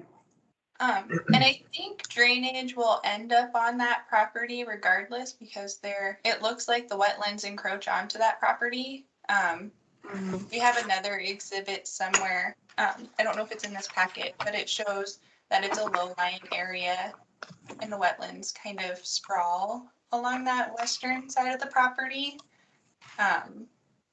So I think parts of it will be wet, even if we do reroute some of the drainage, just from the nature of a wetland. Gotcha.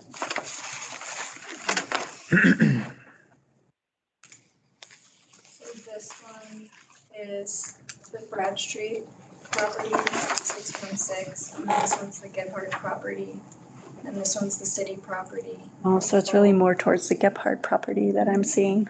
Where's the wetlands? If you follow kind of these white trees, those are wetland species. So that kind of is the clue as to where they are. And so you can see that there's some on that Gebhardt property, or on the Gebhardt property in the backyard, and then on the Bradstreet property in the backyard as well. The ditch that's flowing through that area?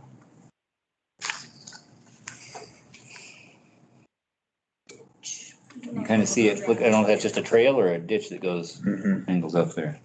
This one?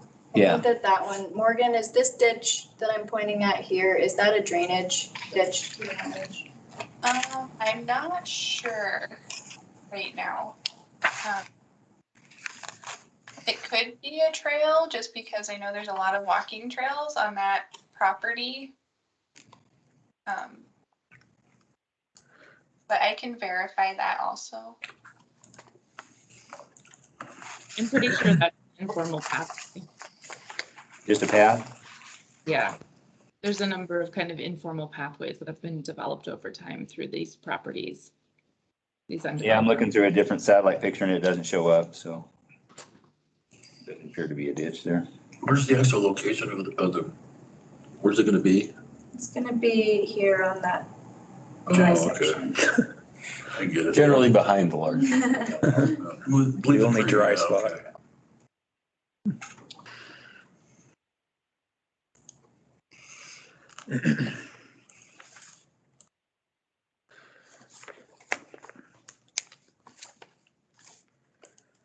Any other? So did you feel a need to have a condition?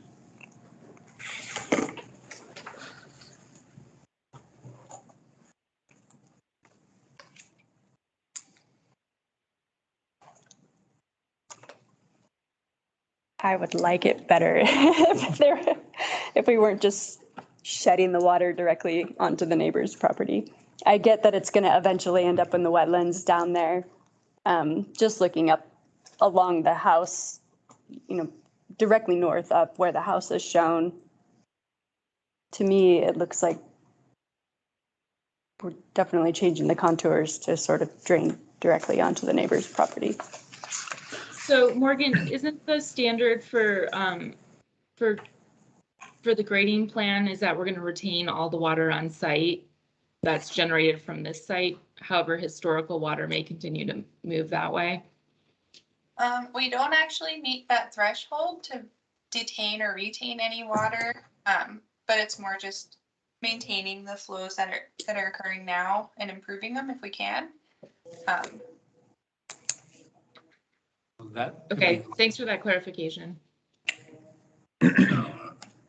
Maintaining or improving the current water flows. Yeah, okay, I like that, okay.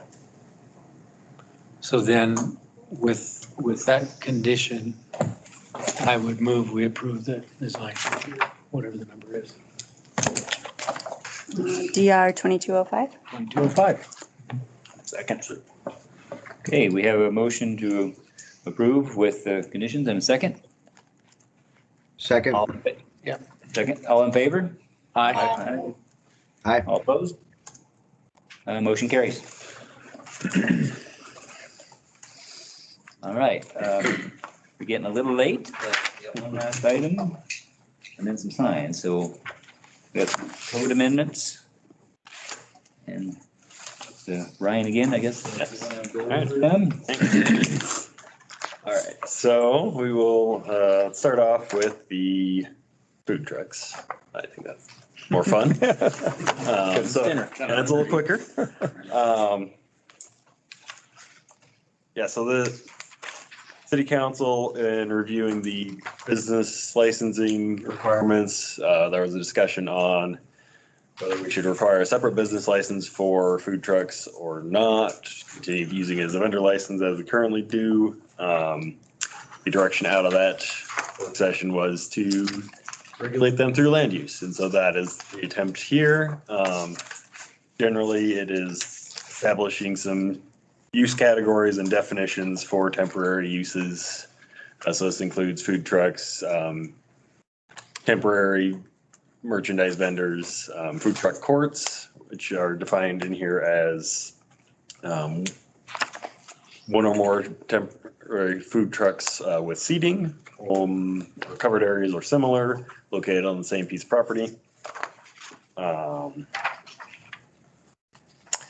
then it puts them all into the various use tables, generally more permissible in downtown and or CBD and community commercial zones, and a little more challenging to do them on private property, residential areas. Not possible. The bulk of the regulation is established in 3.805. Just kind of goes through what temporary storage facilities that is currently existing temporary storage facilities is in code now. Cleans it up a little bit there. Then adds in food vendors regarding no drive-up service, no freestanding signage. Generally not allowed on public right-of-way except for downtown on 2nd Street and Lenora Park Street and adjacent to Legacy Park.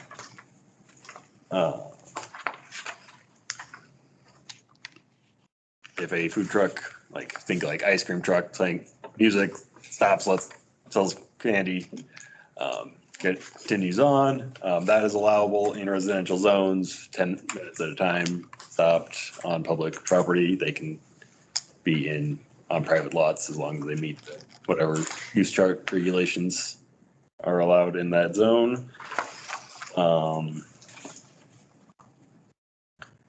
Merchandise vendors, so similar rules.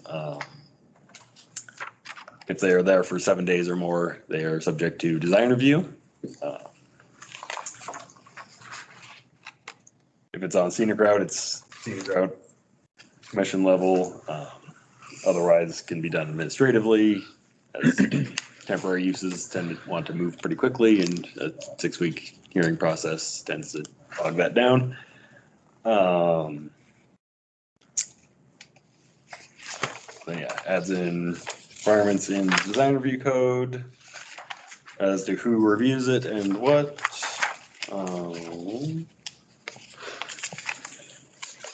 And that is all I have for temporary uses. Who regulates this? Is there a code person out there that regulates these kind of type of things? Yeah, we have a code enforcement officer with the police department that does stuff within city limits in impact area. Me and Meredith hop in our little truck once a week and go drive around. So this, well, the ones out there just south of town, you have to reapply or reply, or will they be grandfathered in, or how does that? They will have to reapply when they get their business license renewed. Okay. Okay, so then the cleanup one is thicker and less fun. Let's quickly go through the different sections. In definitions, there was some confusion on what the actual ordinary high water mark in the lake is based on using different vertical geodetic datums. So add a standard datum and correct the language to be consistent with Idaho Department of Lands. Title 8 does not actually say what collector, local, arterial, etc. streets are. So change that to the most recently adopted roadway functional classification map, which is currently the Transportation Master Plan adopted in 2018. I have a question about this one. Yeah. The word designed, a street designed for. So my question is regarding existing streets. How does that apply to existing streets? Like, let's say it's not designed for. That's a good question. I think the designation by. Oh, it's not designed, it's like designated. So, well, Okay. there's designated in the most recently adopted roadway functional classification map, but then, yeah, under C, there was, Okay. I changed That was that like to engineering brain was like Yeah. designed, not designated. Valid. Okay. Would intended be a better word in there? Intended might be a little less confusing to those of us who are design oriented. Okay.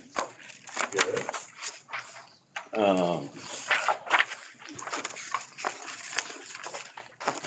3.202.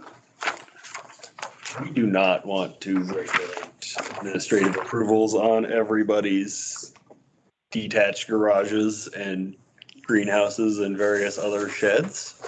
So make them permitted.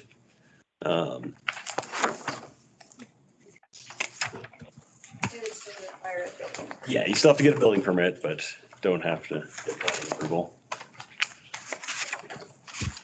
What constitutes accessory? I mean, is it a square footage thing or what? No, it is a building that is not attached via major roof line to the primary structure. So even like a little shed? Correct. If they're under 200 square feet, a building permit is not required, but still technically constitutes an accessory building. Gotcha. Can it be attached with a breezeway and that type of something like that, or? It'd still be considered an accessory structure if it has a breezeway or some other. So it'd have to have something, okay. Yeah, it has to be the primary roof line is what we determine.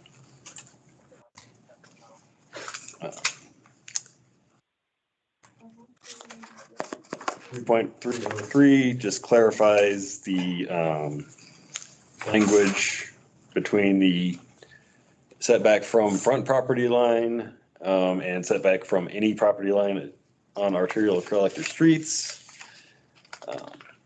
The intent and how we have been interpreting it is that any collector or arterial street has the front property line requirements. This just adds a little clarification to that. 3.304. I got tired of saying that little grainy chart that we have in code currently. So I established some formulas so you can actually like get a definitive answer, and we can recreate the chart more easily. The chart stay? It is going and being replaced by. The chart stays, but it is this newer one. It is segmented linear and lines rather than curve. Yeah, the parabolic, hyperbolic, I guess. On your formulas, that's just something you created? I'm gonna say that's Yeah, very strange numbers. My intention was to make it roughly the same as it currently is and still hit like 10 feet or 100-foot wide lot gets a 10-foot setback. Hit those major key points as they currently are. And it matches the current calculator that we use internally, as well as provide to applicants to estimate their setbacks if they want to be very, very close. So we're just making the calculator match the graph in as close a fashion as possible without being, I don't know, physicists. What is the W?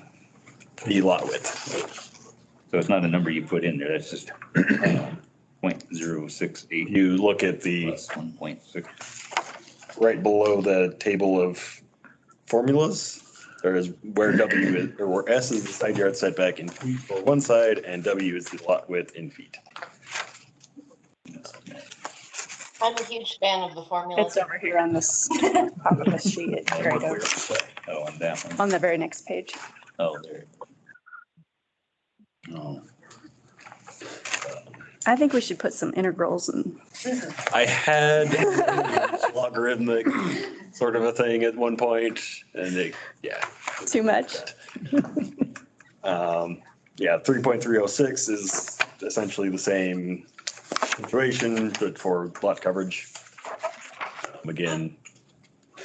But these formulas roughly equate to what existing. Right, what is currently existing. Really? Okay.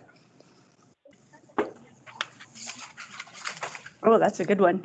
Divided by 10 million. When you start getting to percentages and things like it. That's the calculator for that. Yeah.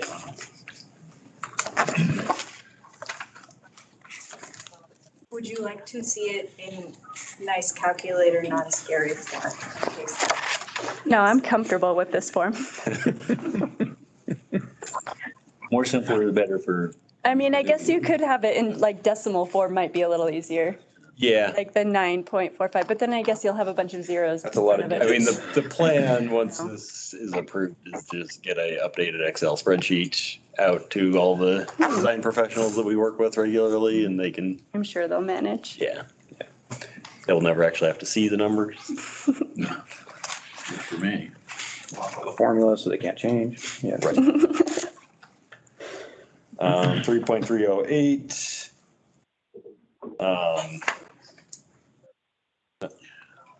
Subsection B kind of currently implies that it would have to go through a conditional use permit to be used as a rental in general.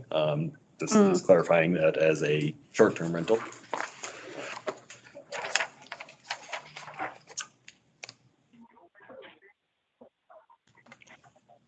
Bringing 3.309, the definition of multifamily dwellings in 3.302 is 3 or more units.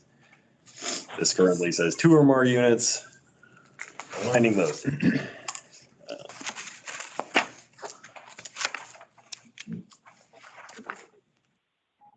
There's some typos in 3.402. And clearing up footnotes in the use chart about the local housing code alleviations in the community commercial zone. Entertainment.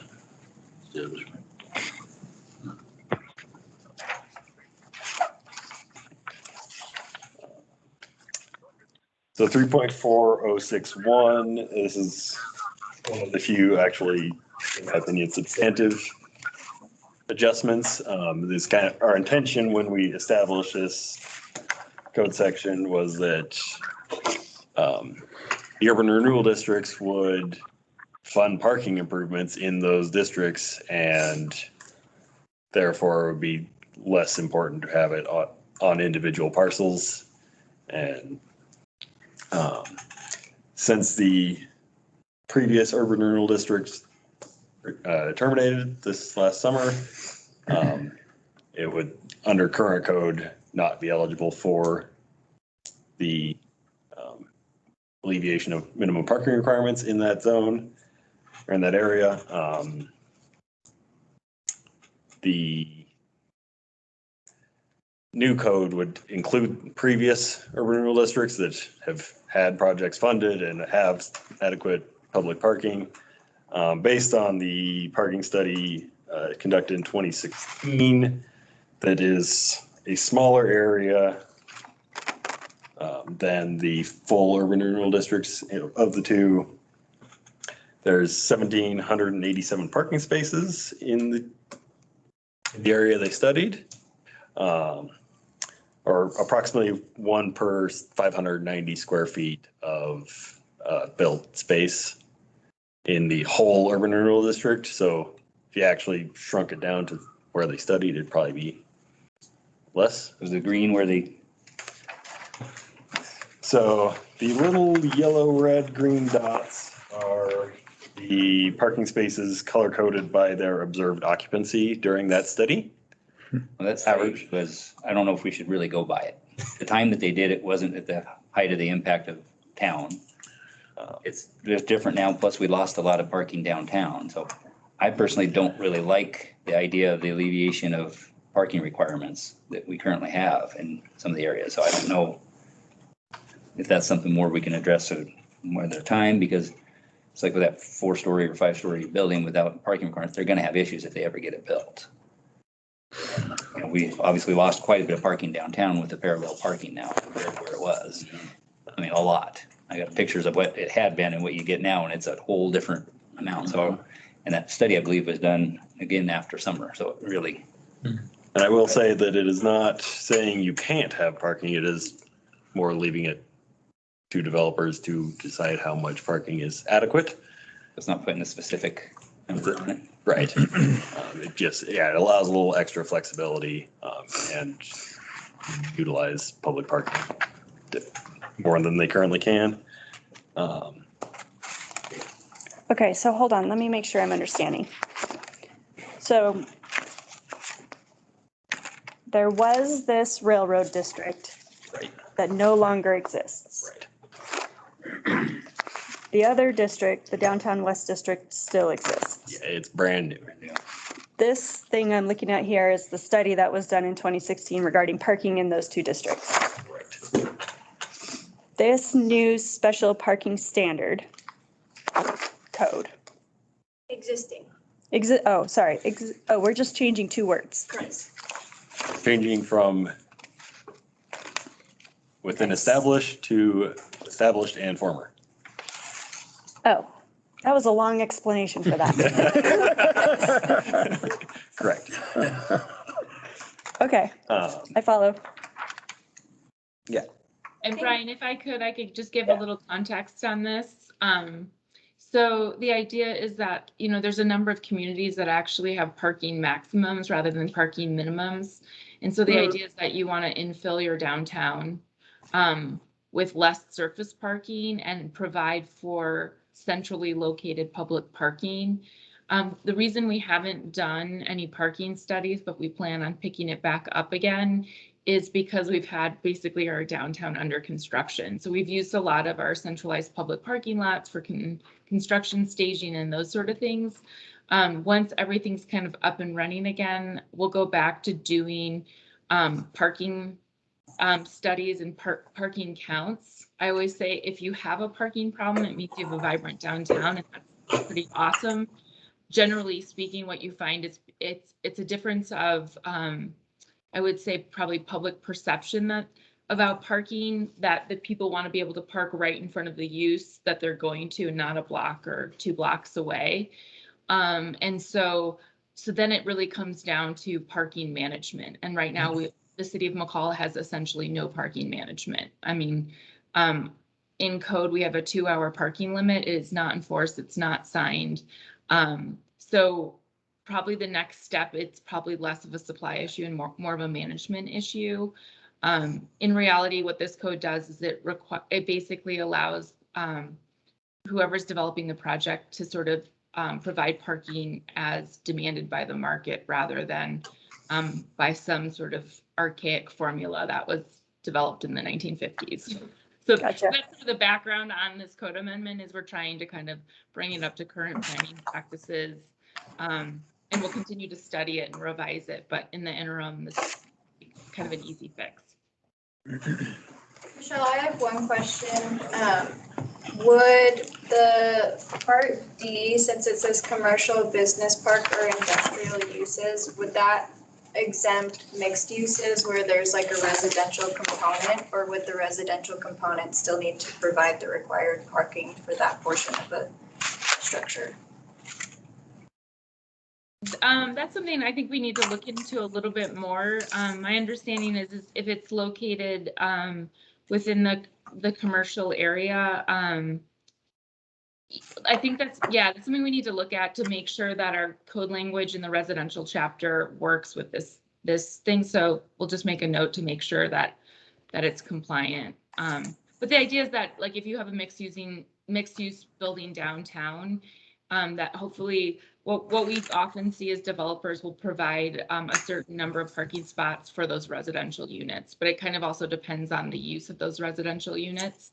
And a lot of times what you get in those mixed use buildings is you get off use hours. So when the residents need the parking in the evenings is often when the commercial use needs them. And so the idea is that you're not necessarily like parking or over parking projects in essence, which drives up the cost of the project and ultimately makes for a lot less interesting of a downtown if it's all parking lots.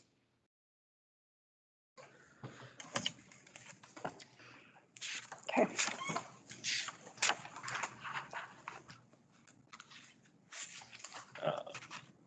Any more questions on that one? 3.602. When we started working on the library entitlement, we noticed the libraries aren't in the use chart for the civic zone, which seems like they should be a civic use. So they add that. 3.603, fencing should be fencing. 38063, put in some standards on what bicycle parking should look like and be designed like. I have been including as a condition of approval on stuff with bicycle parking needs that it should meet a certain standard. This kind of incorporates those standards into code. Just be a little more clear and a little more predictable.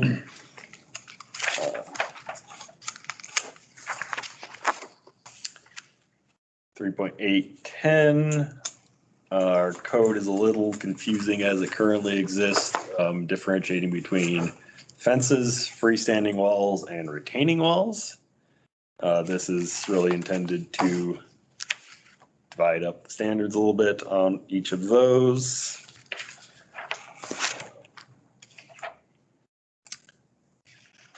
But 905, we have certain signs that are managed through our business licensing process. I just adding those to the exempt sign category so there's not a conflict between Title III and Title IV. 3.1301, allow a little more time for us to distribute for agency comment and do a thorough review, get engineering review of administrative approval applications, so extend the approval in code to 30 days. 3.14053, we had a request from the Valley County Astronomical Society to add a color temperature requirement for replacement bulbs and our outdoor lighting standards to improve the night sky. 31503, bring our public notice posting requirements and mailing requirements all to 14 days for consistency. and make it a little easier. And also when we have city council meetings on Thursdays and they're published in the Thursday Star News, 14 days is better than 15 days. 3.1601, again, align the multifamily requirements for design review with the definition of multifamily units and fix a typo on requirements. 3.1603, we were getting a lot of building permits where they would get a building permit for a 3,000 square foot house and then add on a 600 square foot covered deck to kind of get around the permitting or the design review requirements of large structures. This is an attempt to close that loophole a little bit. And it also adds accessory dwelling units to administrative approvals. Then yes, 3.1606 is the one that we've received public comment on this one. The intent of this section of code for requiring a licensed architect to stamp plans for buildings over 3,500 square feet is really much more to do with the massing and the scale and the exterior size of the building. So the structure size makes more sense to utilize than the living area.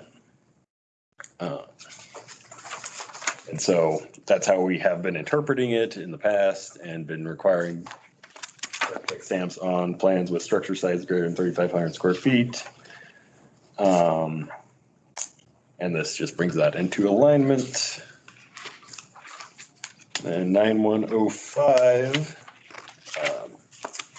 in reference to the administrator being able to waive some or all provisions of that chapter. It should be that title, so that technically we can require to meet all the subdivision design standards regarding streets and blocks and all that sort of stuff.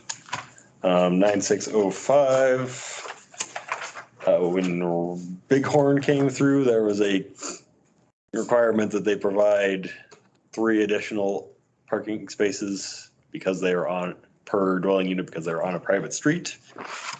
That seems excessive and nonsensical, so it is removed. That is all I have. That will stand for any questions on it.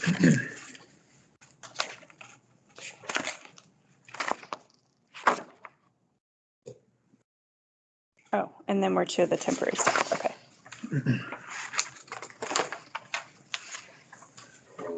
Any questions? And if not, is this something we need a motion to approve?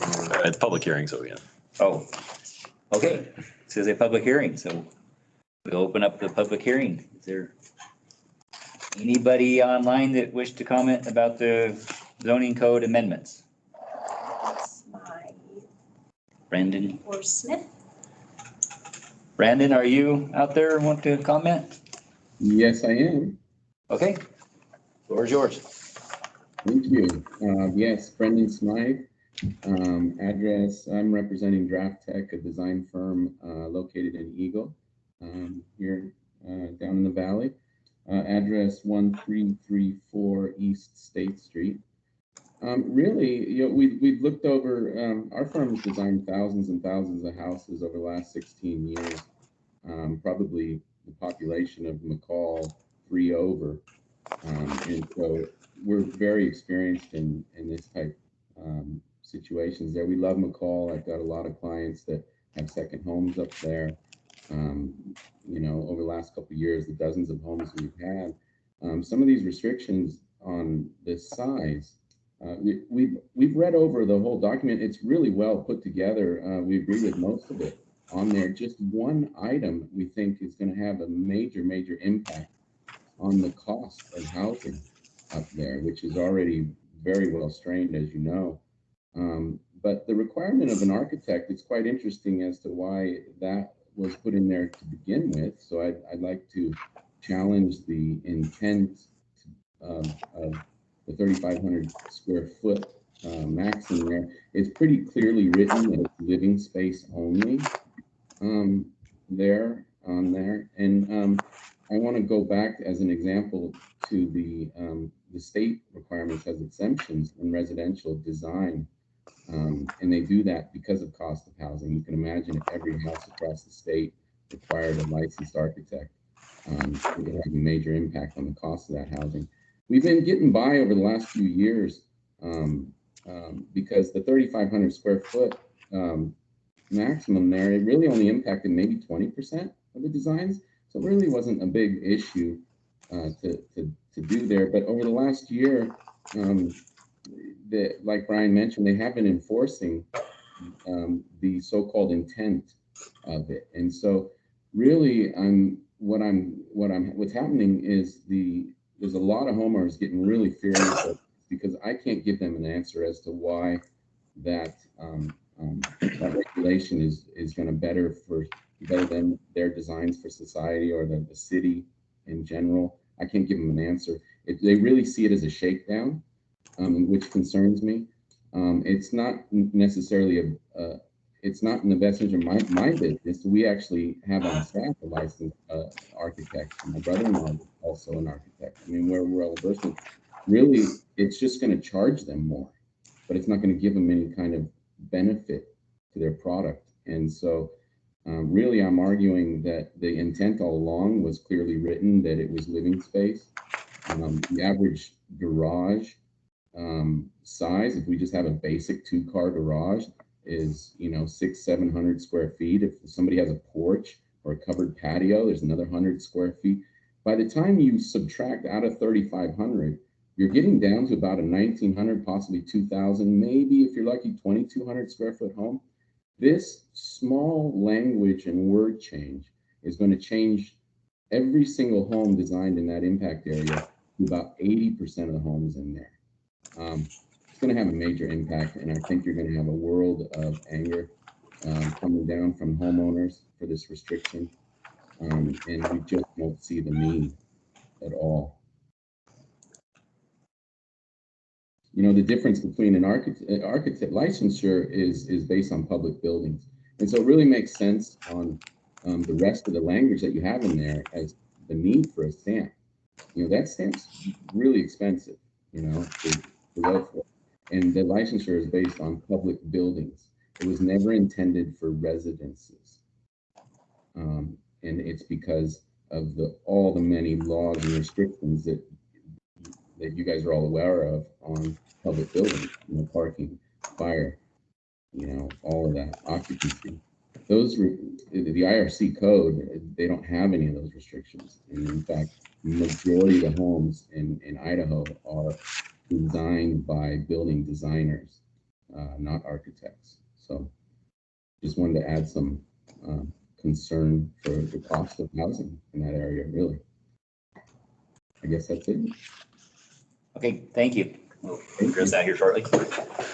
Is there anybody else online or on the phone that would like to comment? Again, if you're muted, you might need to, go ahead, Steve, I believe. Were you trying to say something?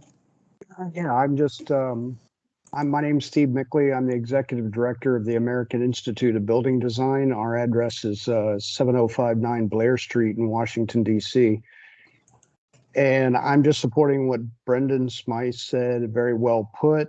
I represent people in his profession throughout the country.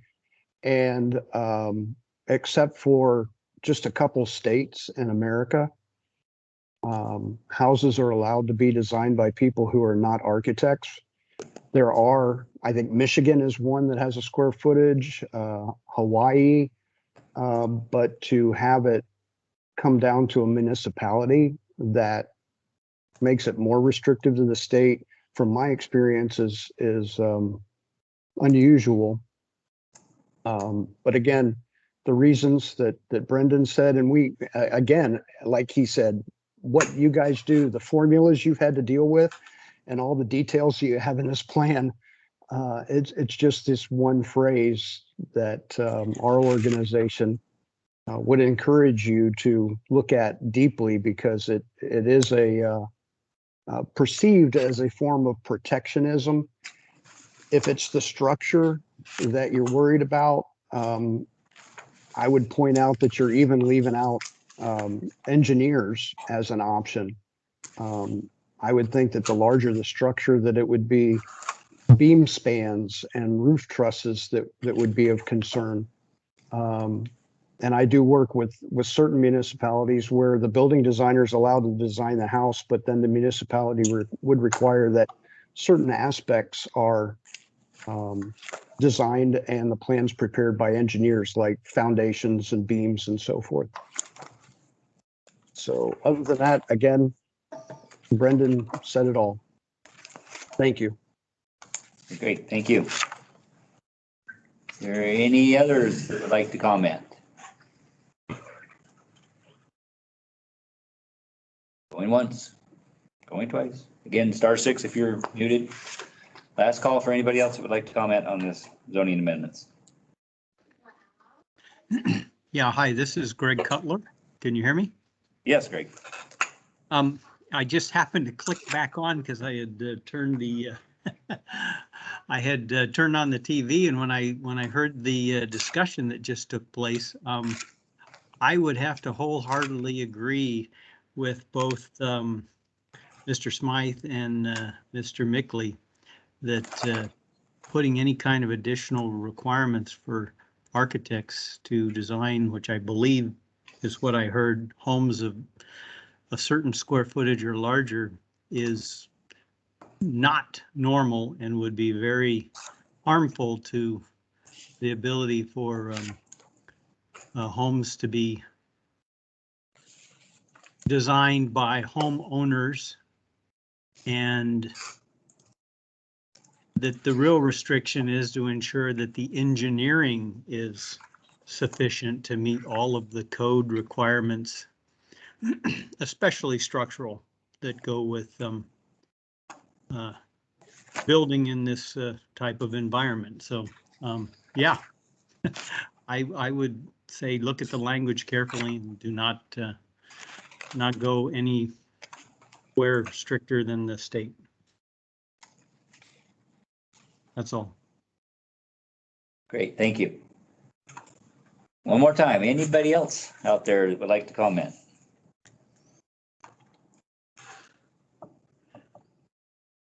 All right. Would I be able to add a comment to that on the engineering? Well, you kind of use your time if it's quick.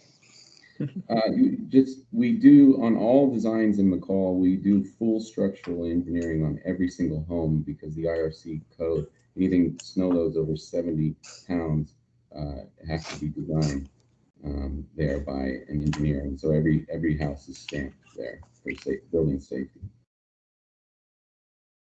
regardless of what is required for design review. That's a building code safety standard.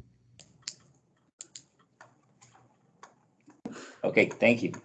All right, with that, I think we'll close the public hearing. Rebuttal or staff.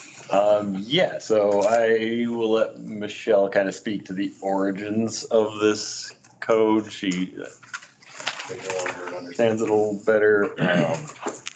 Quick search in our permit database, we had 38 out of the 259 single-family residential building permits last year that have a combined living and garage space greater than 3,500 square feet. So it's really not a huge amount of building permits that we get that fall into this category.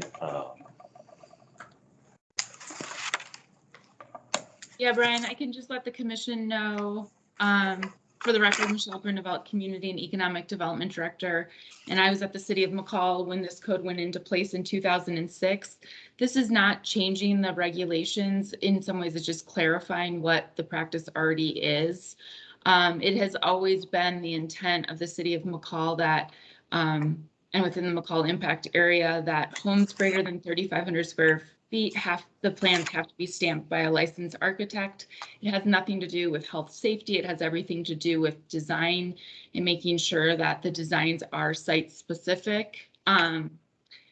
We have a lot of properties with steep slopes and other sort of issues, but ultimately this is an aesthetic thing. We have a number of folks that are drafters and do design build. In the few instances where for these larger homes, this is only a requirement for larger homes. They have partnered with architects on this issue. So basically all it is a clarification of a practice that's been in place since 2006.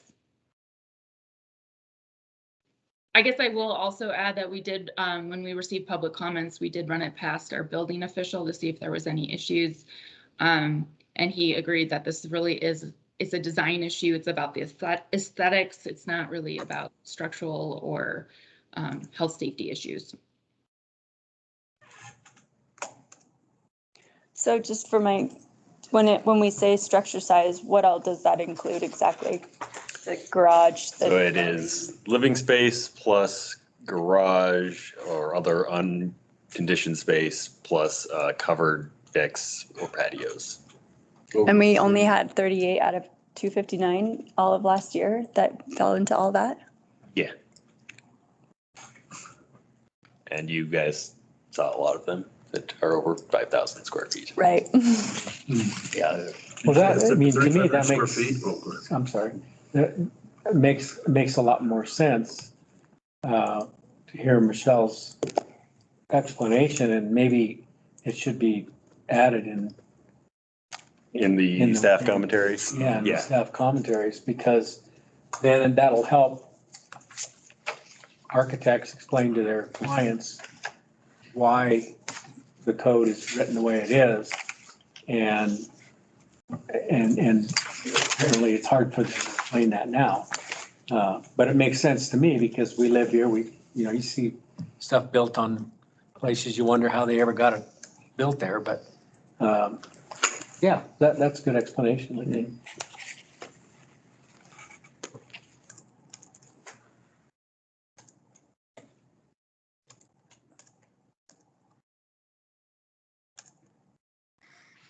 Wonder if we should have a little definition of structure size so they realize it's. We have one. You do have it. It is in 3.202. Okay. And the That's the definition. definitions. Definition. I was just thinking maybe right there would be easier than back and forth. What we typically do, we'll have as defined in 3.202, and then there will be a link in our online code that you can click on and it jumps straight.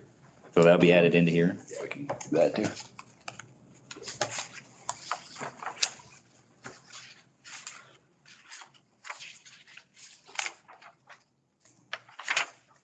Any other questions, thoughts, concerns? Open to a motion. We're moving to, so does this goes on to city council after this And the county commissioners. Yeah, it's an impact. process? We're moving to approval. the code amendments? Is that what we're? Yeah, would you guys like me to run through the suggested changes that you guys have thrown out there to include in a motion? Probably In 3.202 C, and change the word design to intended in the definition of arterial street. And then in All the streets. Yes. All the streets have it designed. Yes. Okay. You're vindicated. And then 31606, add staff commentary from Michelle, further clarifying the intent of the code, and then add as defined in 3.202 to structure size in subsection D. What was the last one? 3.1606. 606 to refer to definition. Location?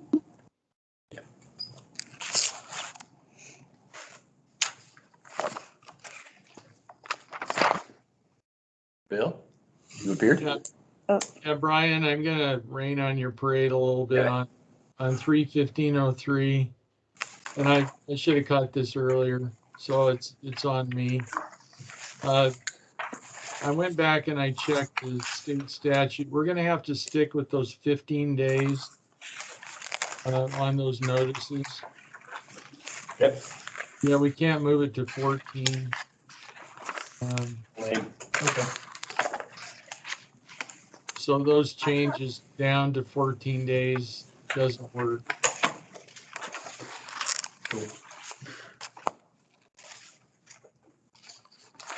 Point 15. So basically, there wouldn't be any changes in those 1503. Eliminate all changes 31503. Yep. 315.